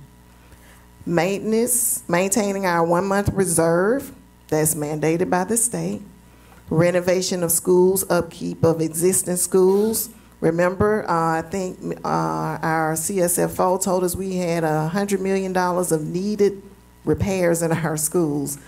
Additional technology, we just talked about that, not only for our magnet schools who also in desperate needs. I mean, they don't have all the technology they need, and our traditional schools don't have all of the technology. And some of them are not set up to have it because of infrastructure. Creating academy schools within our middle schools to cultivate student interest. Just some ideas. Getting more up-to-date textbooks and e-books. Provide additional resources to teachers. Hiring additional bus drivers so our kids don't have to wait out in the cold and the rain. Providing meaningful tutoring services for students. Additional funding to enhance safety. Paying for more teachers to receive AP credentials and just more teachers in our classrooms. Additional mental health services for students. Fund parental engagement programs and outreach. Paving our school parking lots. I got to pause there. I got an estimate of $186,000 plus some change to pave a parking lot in my district. We just simply don't have it. Fund, if we could, athletic programs, band programs, just whatever. Just the things that we need. We need this millage increase for the Montgomery County Public Schools desperately. People will get the opportunity to vote on this measure to determine if they want it or not, so the choice is yours. This is not something that the Montgomery County Board of Education or any other government can impose on anyone arbitrarily. The people will decide by voting for or against it. We are asking for the people that live within the Montgomery County Public School District to support this measure in order to handle our school system needs, which we know are plenty. Next slide. And that is just a copy of the resolution. Next slide. We, this board, humbly ask for everyone's vote for a millage increase for the Montgomery County Public Schools. And last, I'll say this. It's about the legacy that you leave. Our schools are in need of so much help. Our students are in need of so many resources. So I ask you, what legacy will you leave? I went back and thought about the history of Montgomery, of just the city of Montgomery. Martin Luther King, Rosa Parks, Ralph Abernathy, Johnny Carr. They left a legacy. There was a time when Montgomery wasn't always fair to a certain group of people, but there were people who stood up and people who stood with them to create a better tomorrow and a better future, which is why we're here to sit in this diverse room together, because they left a legacy. So my question to the people in Montgomery is, what legacy will you leave the students of Montgomery Public Schools? It's not about this board, the incoming board. It is about the legacy that you will leave for the children who are coming after you. They're your children, they're your grandchildren, your niece, your nephews, your cousins, whatever. But what legacy are you leaving for them? That we continue to ask for more with less, or that we actually gonna put our money where our mouth is and help to build a better and a brighter tomorrow? Thank you. Excellent.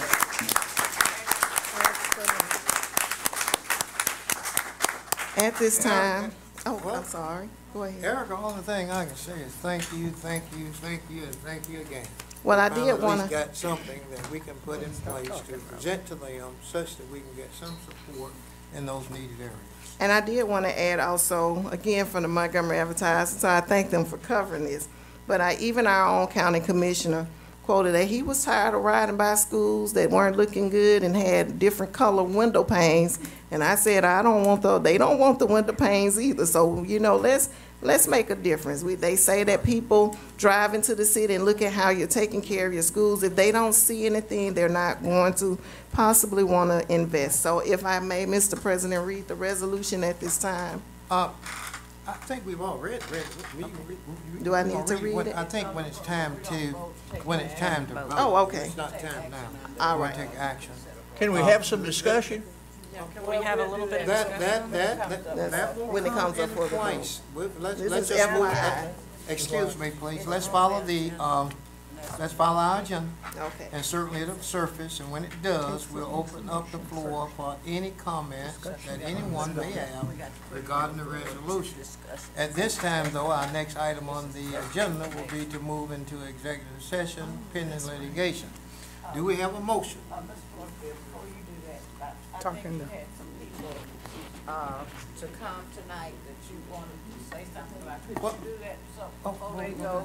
Oh, okay. So when we go to executive session, they don't. Well, I think, yeah, Dr. Moore had already mentioned. Melissa, would you like to say anything before we go? Dirk, go ahead, Melissa. We're about to go. Comments too. Comments, because we're going into Larry wanted to executive say session and it's something, so I raining said I out would there. tell man, So we're not gonna wait till after Well, consent for no. approval? Well, I just, okay, well, this is off the cuff, but I've enjoyed the last 12 years, and there are very few people, and to kind of follow up with what Ms. Smith just talked about with leaving a legacy, and being a part of this board has been incredible. One time, Ms. Dawkins and I and several board members, we were all together at a training and realized just the different places that we had all come from and different perspectives and how beautiful it has been. And it has been a travesty that the public has made it look like we've always fought, because we haven't. We've disagreed. We've agreed. We've even agreed to disagree. But I think it's pretty neat that, Eleanor, I'm going to put you on the spot, because I think you and I, we started on the board together. But I don't think probably when you were young, did you think that you would be partners with a little white girl? Probably not. I mean, I'll just be honest. I'm about to hit 50 this coming year, but I didn't know any better. I mean, I was lucky that when I went to school, it was already desegregated. But it has been an honor to sit beside all of you and to know that we come from different backgrounds, but yet we came together. And we've done a lot of great things. Being able to see the Brewtech Ram ladies come, that was one of the things that I pushed for so hard when I first got on the board, because they didn't have a gym at that school, and I'm proud, and I'm so glad that I was able to be a part of the board that had them where they could do their not only their athletics but robotics, which is so important, the STEM, and being a Bear parent, probably have burns marks from all the popcorn I've popped over the last years, but I could keep going. Thank you. Thank you for growing me.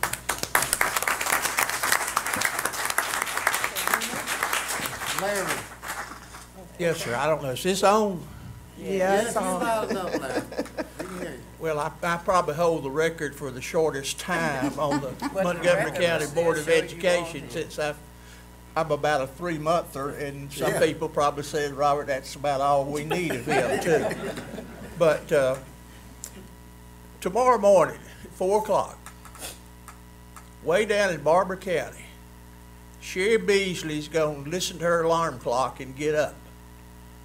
And she's going to drive 70 miles to teach the 2nd grade at Vaughn Road Elementary School. And tomorrow afternoon, she'll drive that 70 miles back. And Sherry Beasley was the November Teacher of the Year at Vaughn Road. She's a wonderful person. Her children love her. And every time I see it, I say, oh, she lives about way inside the Barber County line. I mean, she's not just beyond Union Springs. She's almost to Eufaula. what tremendous dedication. Last Tuesday, I was visiting the school, visiting the principal. As I walked through her outer office, a young fellow sitting there. He's got his pencil and paper, and he's doing homework or something or other. But obviously, when you're at the principal's office working on something, it ain't because you were being a top-of-the-line student. Well, I went on in, and we sat there and talked for a little bit, and then he came in. He's very nice, very neat, very mannerly. But I listened as best I could when she pulled him up in front of her. And I couldn't really hear everything that was going on. But I knew that she was having a very firm but gentle conversation with that young man. And she was basically telling him, I expect you to do a little better when you get to class. But I do know the last thing she said to him. She looked at him and she said, I love you. And he looked back at her and he said, yes, ma'am, I love you too. And that's the kind of things that go on in this school system every day. There are miracles happening in our midst. And I get real tired of those people who only see the negative. And it's been my pleasure to serve a little while on this board. What it's really done for me, it's made me realize that some of the crazy ideas I had before I got here ain't so crazy after all. But I really appreciate the confidence this board placed in me and allowing me to join them for this brief while, and I will always remember it. And Elder, yes, I will try not to click this damn pen. Durden Dean before me and me too were both bad about sitting here and clicking the pen. And if you want to get popped by a rubber band, you better not do that, because Eleanor will get you. And Eleanor would show me the rubber band sometimes. When we would be talking, she would just pull up her sleeve and show me her little rubber band and pop it like, keep on. Eleanor's got a dry wit, and I love her to death. And the funniest thing I've ever heard in this room, before I came on the board, and I think, Aunt Roy, they were negotiating about your salary, but Durden was sitting here, and he leans over to Elder, and he said, we'll throw in a free funeral.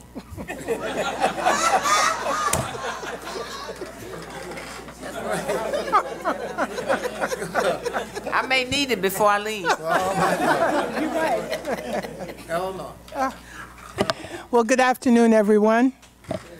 This is truly a time that I've been thinking about recently, thinking that it would never get here, but also wanting it not to get here. This has been a good, bad, hard, easy, pleasant, unpleasant 12 long years. As Melissa said, we came on together, and she's from a whole different generation than I am. So having been raised right here in Montgomery, Alabama, having gone to segregated schools, because that's all there were then, and can see some of the differences that have been made since integration has come, some of the good and some of the not so good, because there have been a time or two that I've wished for segregation again, because there were some teachers that would make sure that you learned in spite of you. And sometimes I wish we had some of those teachers today. And I imagine that we do, we just don't hear about them. But one of the wonderful things about this experience, I learned so much about education. Now, I graduated with a degree in education, and I promised my mom and my dad that I was not going into anybody's classroom. And I was successful in doing that. And then I get back home after retiring and get selected, cajoled, pushed, bribed, and a few other words, into running for the school board. I'm glad I did it. I would have been very sorry had I not done it. And the wonderful things that I have learned about Montgomery and Montgomery Public School System, and the wonderful and not so wonderful people that work here and are a part of us, along with our community that is wonderful and not so wonderful, that love us and don't love us, that want to help us and don't want to help us, that want to see us succeed and don't want to see us succeed.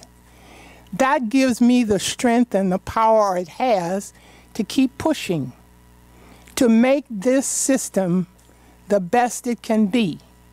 Now, you saw what happens with the money, and we have to do something about that immediately. There's no ifs or ands about that. We've got to improve that situation as fast as we can. But in addition to that, we all have to be committed to working together in spite of our likes and dislikes with each other. Because our children are who are suffering as a result of the craziness that we go through as leaders. Our children are the ones that are being left along the side as we continue to not work together. Montgomery is a wonderful place. I really am thrilled that I was born here. I didn't know it then, but I know it now. I am happy to be back here and working as hard as I have worked these last 12 years. And I want to continue outside of this board to do as much as I can for Montgomery County Public School System. I will not have my hands tied. I can say what I want. I can do what I want almost, and be as helpful as I can.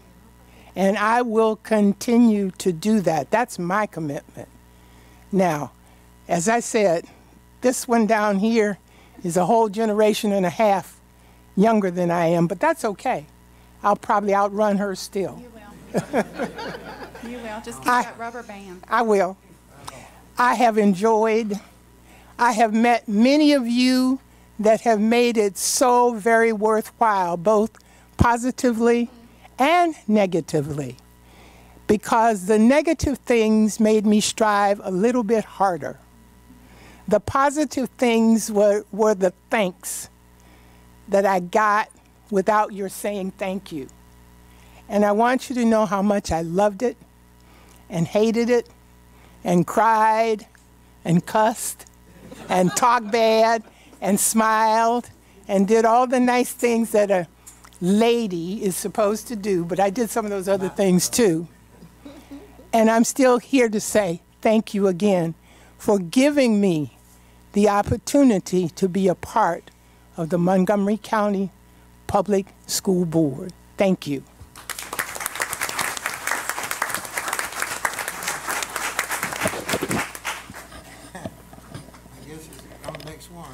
Yes.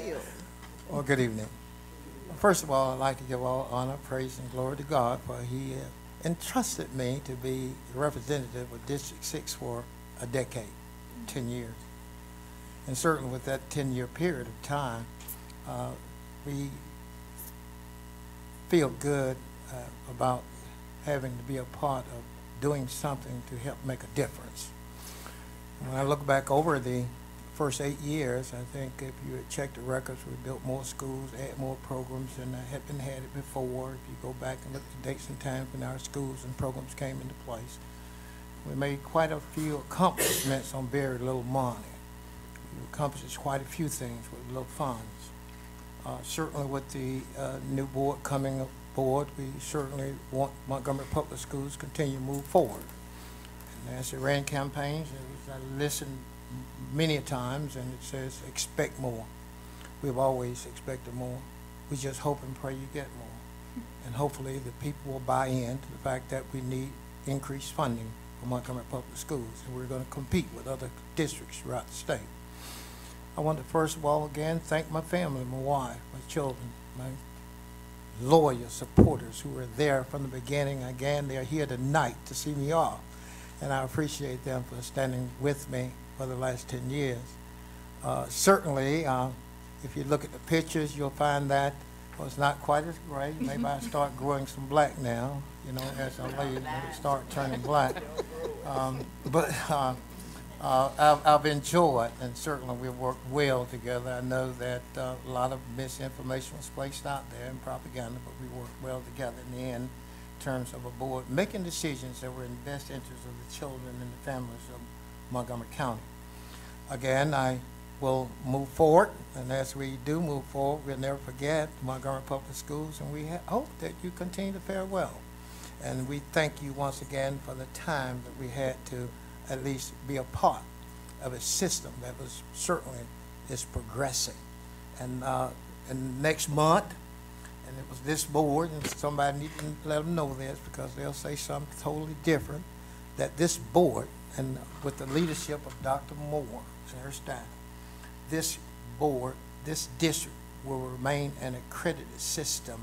So certainly we hope that the communities will buy in and continue to help Montgomery Public Schools to move forward. Thank you all.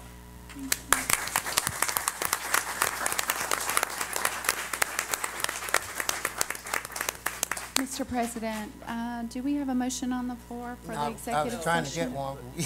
We need to You have a want me motion to move? this time. Mr. President, I move that we go into executive session regarding pending litigation. Second.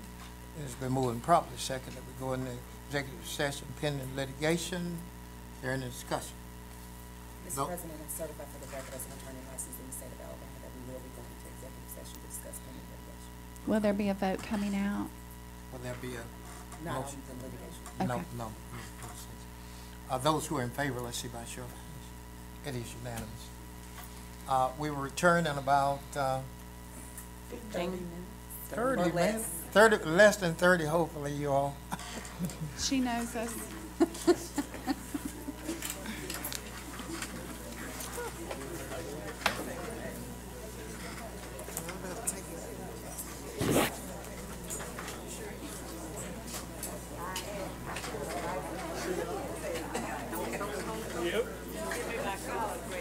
Practice tomorrow night? And I bring this salad.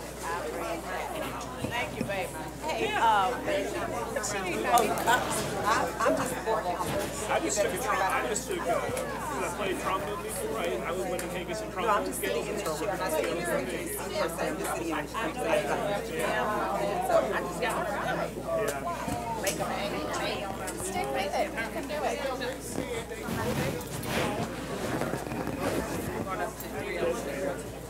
Yes, ma'am. Yes, ma'am. Yes, ma'am. No, I got you know what? Our kids, well, you won't go away. That's part of the agenda. I have to go. Okay? Y'all do you.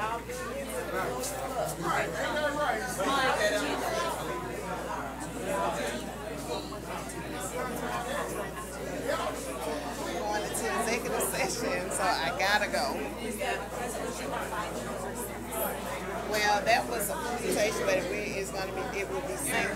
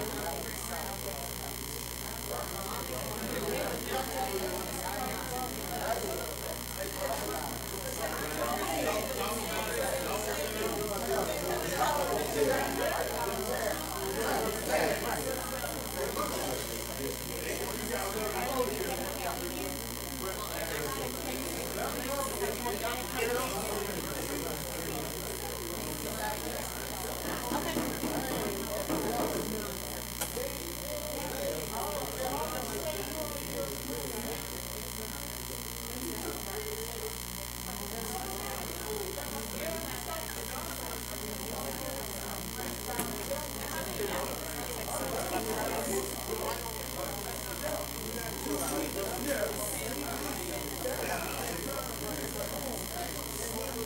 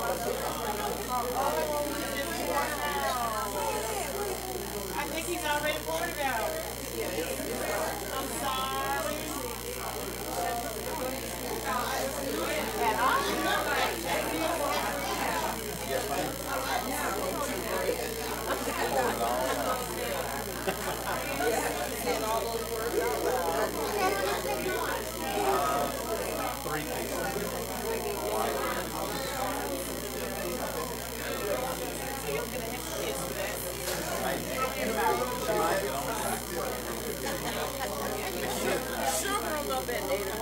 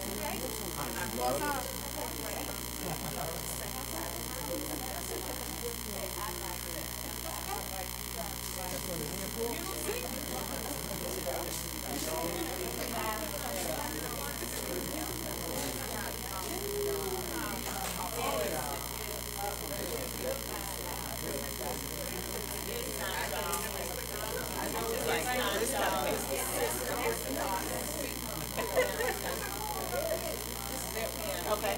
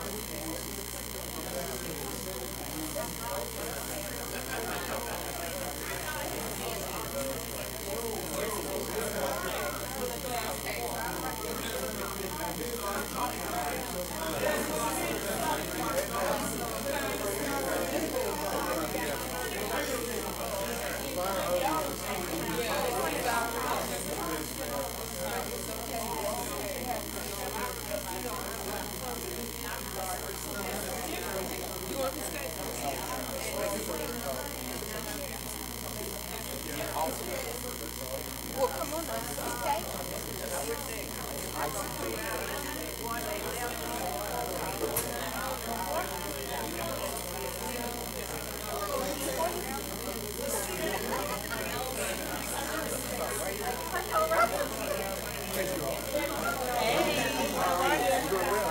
I'm well. Can you tell me you're not in? No.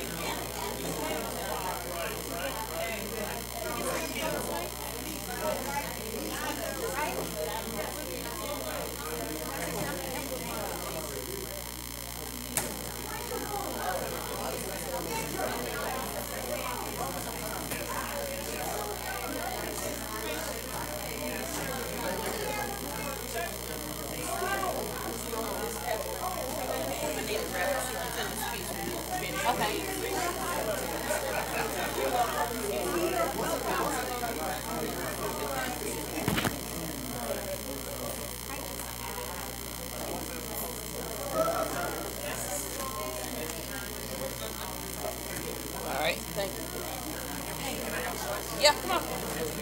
You want it wrapped or unwrapped? I'll eat it right now. We are going a little long, aren't we?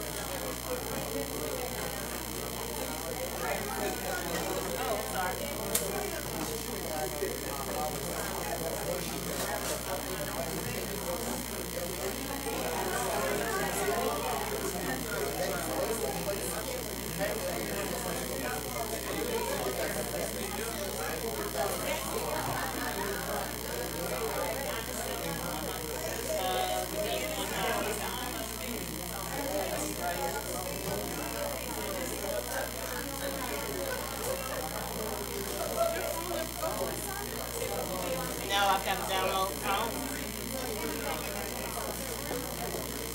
Yeah, and then right at that same level. Pass it out? Yep.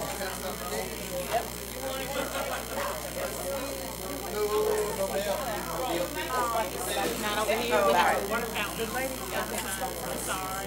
That's okay, but we go in and I don't think I was you sit in chair, it's like we just sit in this chair. So she may have given it to somebody, so you may want to check. Whatever. No, I'm just saying. How you doing, sir?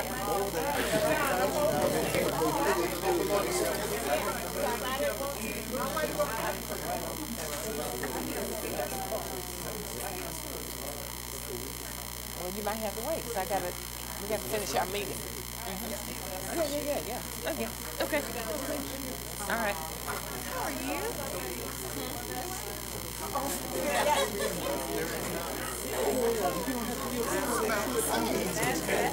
Oh, okay. Send me your schedule, and I'll try to come to one of them. Okay, this is the one you've already given me? Okay. All right. Thank you. Okay.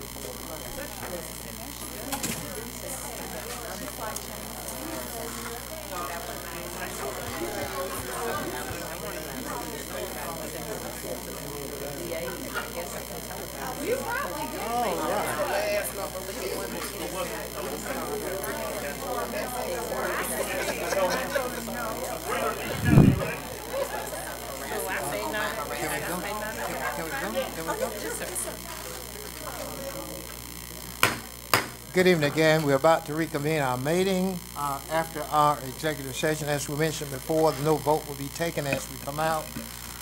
The next item on the agenda to approve, consider for approval, Dr. Moore. Okay, I recommend approval of board minutes from September 11th, 2018 work session, September 11th, 2018 budget hearing 1, September 13th, 2018 budget hearing 2, and September 25th, 2018. Mr. President, I move that we adopt the minutes September 11th, the budget work session and budget hearing 2. And it's been moved and properly second that we do adopt the board minutes September 11th, budget hearing, September 13th, budget hearing, September 25th. There is discussion. Those in favor, let's see by show of hands. It is unanimous.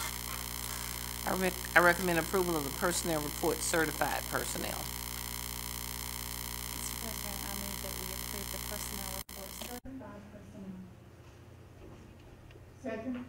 It has been moved and properly second that we accept the superintendent's recommendation of the personnel report certified. There any discussion? Those in favor, let's see by show of hands. Opposed, the same. 6, 4, 1 opposes.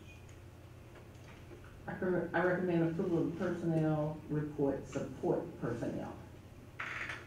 Mr. President, I move that we approve the personnel report, support personnel. That's a lot of support in there. Second, thank you. It has been moved and properly second that we approve the superintendent's recommendation of the support personnel minutes.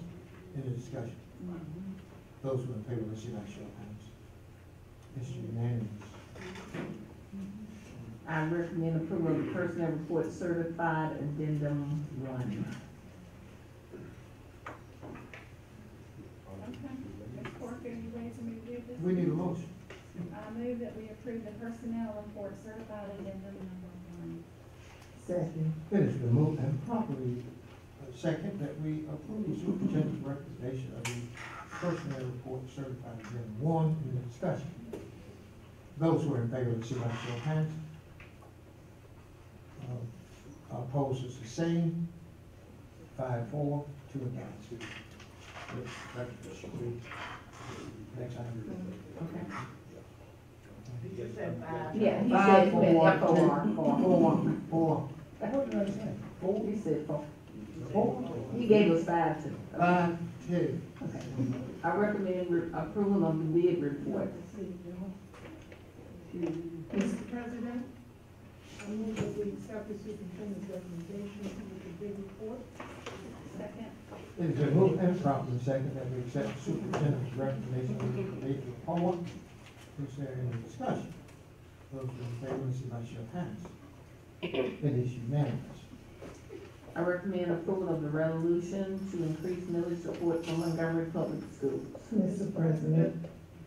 Either one, everybody. Mr. President, I move that we accept the superintendent's recommendation for the resolution to increase the millage support for Montgomery Public Schools. Good. It's moved and properly second that we accept the superintendent's recommendation for the resolution presented to the county. There any discussion? Mr. President, if I may, I know this is my final thoughts. I think that that there are some board members who really want to make sure that this resolution, if approved, well voted on by the people, because the people have to vote. It's not something that we can arbitrarily do, but that the money be definitely utilized to see see to the needs of our students, because they have the greatest needs. And in addition to that, if we can, if the money can stretch so far, take care of our substitute teacher needs and not have so many, let me just say that, any in our classrooms, that we do have highly trained and certified teachers in our classrooms, and I'm hoping that that will be the case. And I say this on behalf of some board members who really want that to be the primary focus so that we can improve our achievement and graduation rate. And I'd like to, Erica brought up some board members, and I probably would be the one board member. I think she has done an incredible job, and if there's anybody that I have to commend her for doing an incredible job laying it out, I think we need it, but I think we also need some other things to assure and earmark the money, if we do make it, for education as far as what she listed on there. I have serious doubts that if we go somewhere else, and that's why at this time I can't vote. And I've told the public, or in my district and the public, that I can't stand up and say yes for something unless I see other things that haven't been done yet. And when those things happen, I'll be the first, the last, whatever, because I do think we need a millage. I just don't know.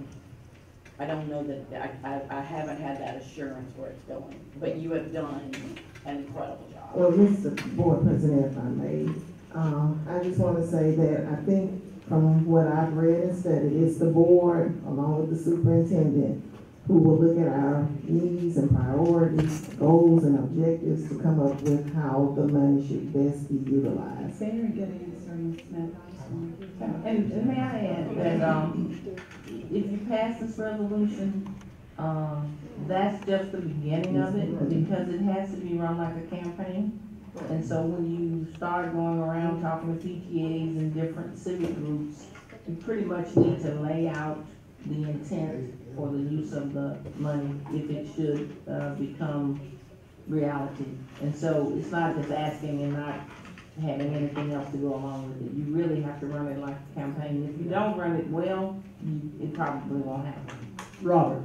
I remember when McIntosh, the guy told us that you're going to have to do just as Dr. Moore said. You're going to have to run it as a campaign. Then you got to have the buy-in of the citizens to see that that money is going to be utilized for what the purposes that were stated as relates to improving the district. So this is just the beginning. We're just getting this out, such that we will have a resolution question that we have increased in millage. But then the groundwork is going to be done after the score out here. Who came up with the 5 mills? Well, we want to do something without having to go to legislature. Yeah, that was. Well, that's where I've got the heartburn. Arthur, our budget is how much? Almost $300 million. And we're talking about 14 million increase. We're talking about switching from a teacup to a teaspoon as far as, what we can do. I don't think we're thinking realistically. Well, Larry, and I looked at this and I've been pushing. Well, the first time I came on, we recognized we need an increase in funding, but in terms of looking at what we could do without having to go to the legislature, at least something, to start. This could be a start, and then certainly if you come deep for another increase and push it higher, the new board wants. And let me just get what they need. May I add to that? That was my point. In fact, Dr. Moore and I had a discussion, and I talked to our revenue commissioner about it. And just right now, you all have just finished campaigning. Right now, it would be hard to get more. So we're taking small bites right now. It sounds like it's not a lot, but it's a start. We just have to start small, show the public what we're doing, what we plan to do, and then show them what we will do or what is taking place. So that if we have to ask for more, then maybe we can get it the next time. But right now, honestly, we're gonna have to start small. I wish I could get everything we need. You look at Birmingham, Huntsville, Mobile, Baldwin County, they're there. But for some reason, If we go to 15, we're still the smallest. we're still the smallest. We're still the lowest. Well, And we named things tonight about, here's what we're gonna use the money for. Larry, We've gobbled up 14 million in a heartbeat. Larry, They don't want to give anything, they don't want to vote for anything. Right. So We know that. if we could get them to support 5, and that we show them That's through what our action and what we're really doing with the money, then maybe if we come back later and try, but they are not gonna jump out there and give you a large sum, I can tell you that right now. But if you do 5 meals, they are more amenable to supporting 5 meals than anything else. Let's just get what we can get and show them what we're gonna do with it. And we have one of the best CSFOs in the state, and let's just work with him and work with the naysayers and just do what we can do. I mean, you know, they are not going to go more than 5. They perhaps will, but it's gonna be a uphill battle. let me just add one more thing to, so that there's no confusion. According to the county commissioner, Mr. Dean, we're shooting for 6 meals. That's 1 extra meal. It's still not much. But that took a lot of conversation and some buy-in to get there. So now, the request, the resolution is for 6 meals. My presentation was done a little sooner with the 5 meals, but just to kind of lay out there what the Alabama Constitution says.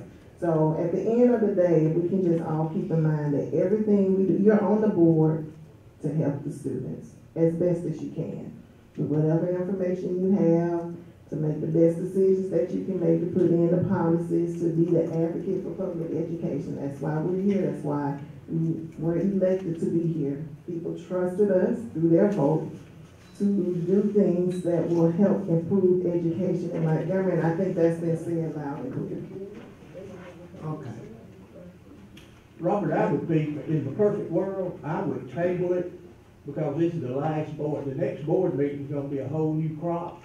yeah, I would let no, Claire and that crowd get involved with it. well, let's see if this round, we can at least get this resolution pushed back. So, I think what we're now at the point of the resolution has been presented, and certainly we want to at least present the resolution to them. If they see some more they want to add on, fine, but at least we got a resolution passed. Any more discussion? Those who are in favor of the resolution, let's see by show of hands. Okay, that's 5. Opposers is 7. 2. We have the resolution that's been passed to present to the commissioners. The vote was 5-4, 2 against. If we notice here, the next meeting date will be December 3rd, 2018, special call meeting, swearing in ceremony at the central office. Tuesday, December 3rd, 2018, you have a work session in central office, and Tuesday, December 18th. You have your regular board meeting at central office auditorium. At this time, this meeting is adjourned.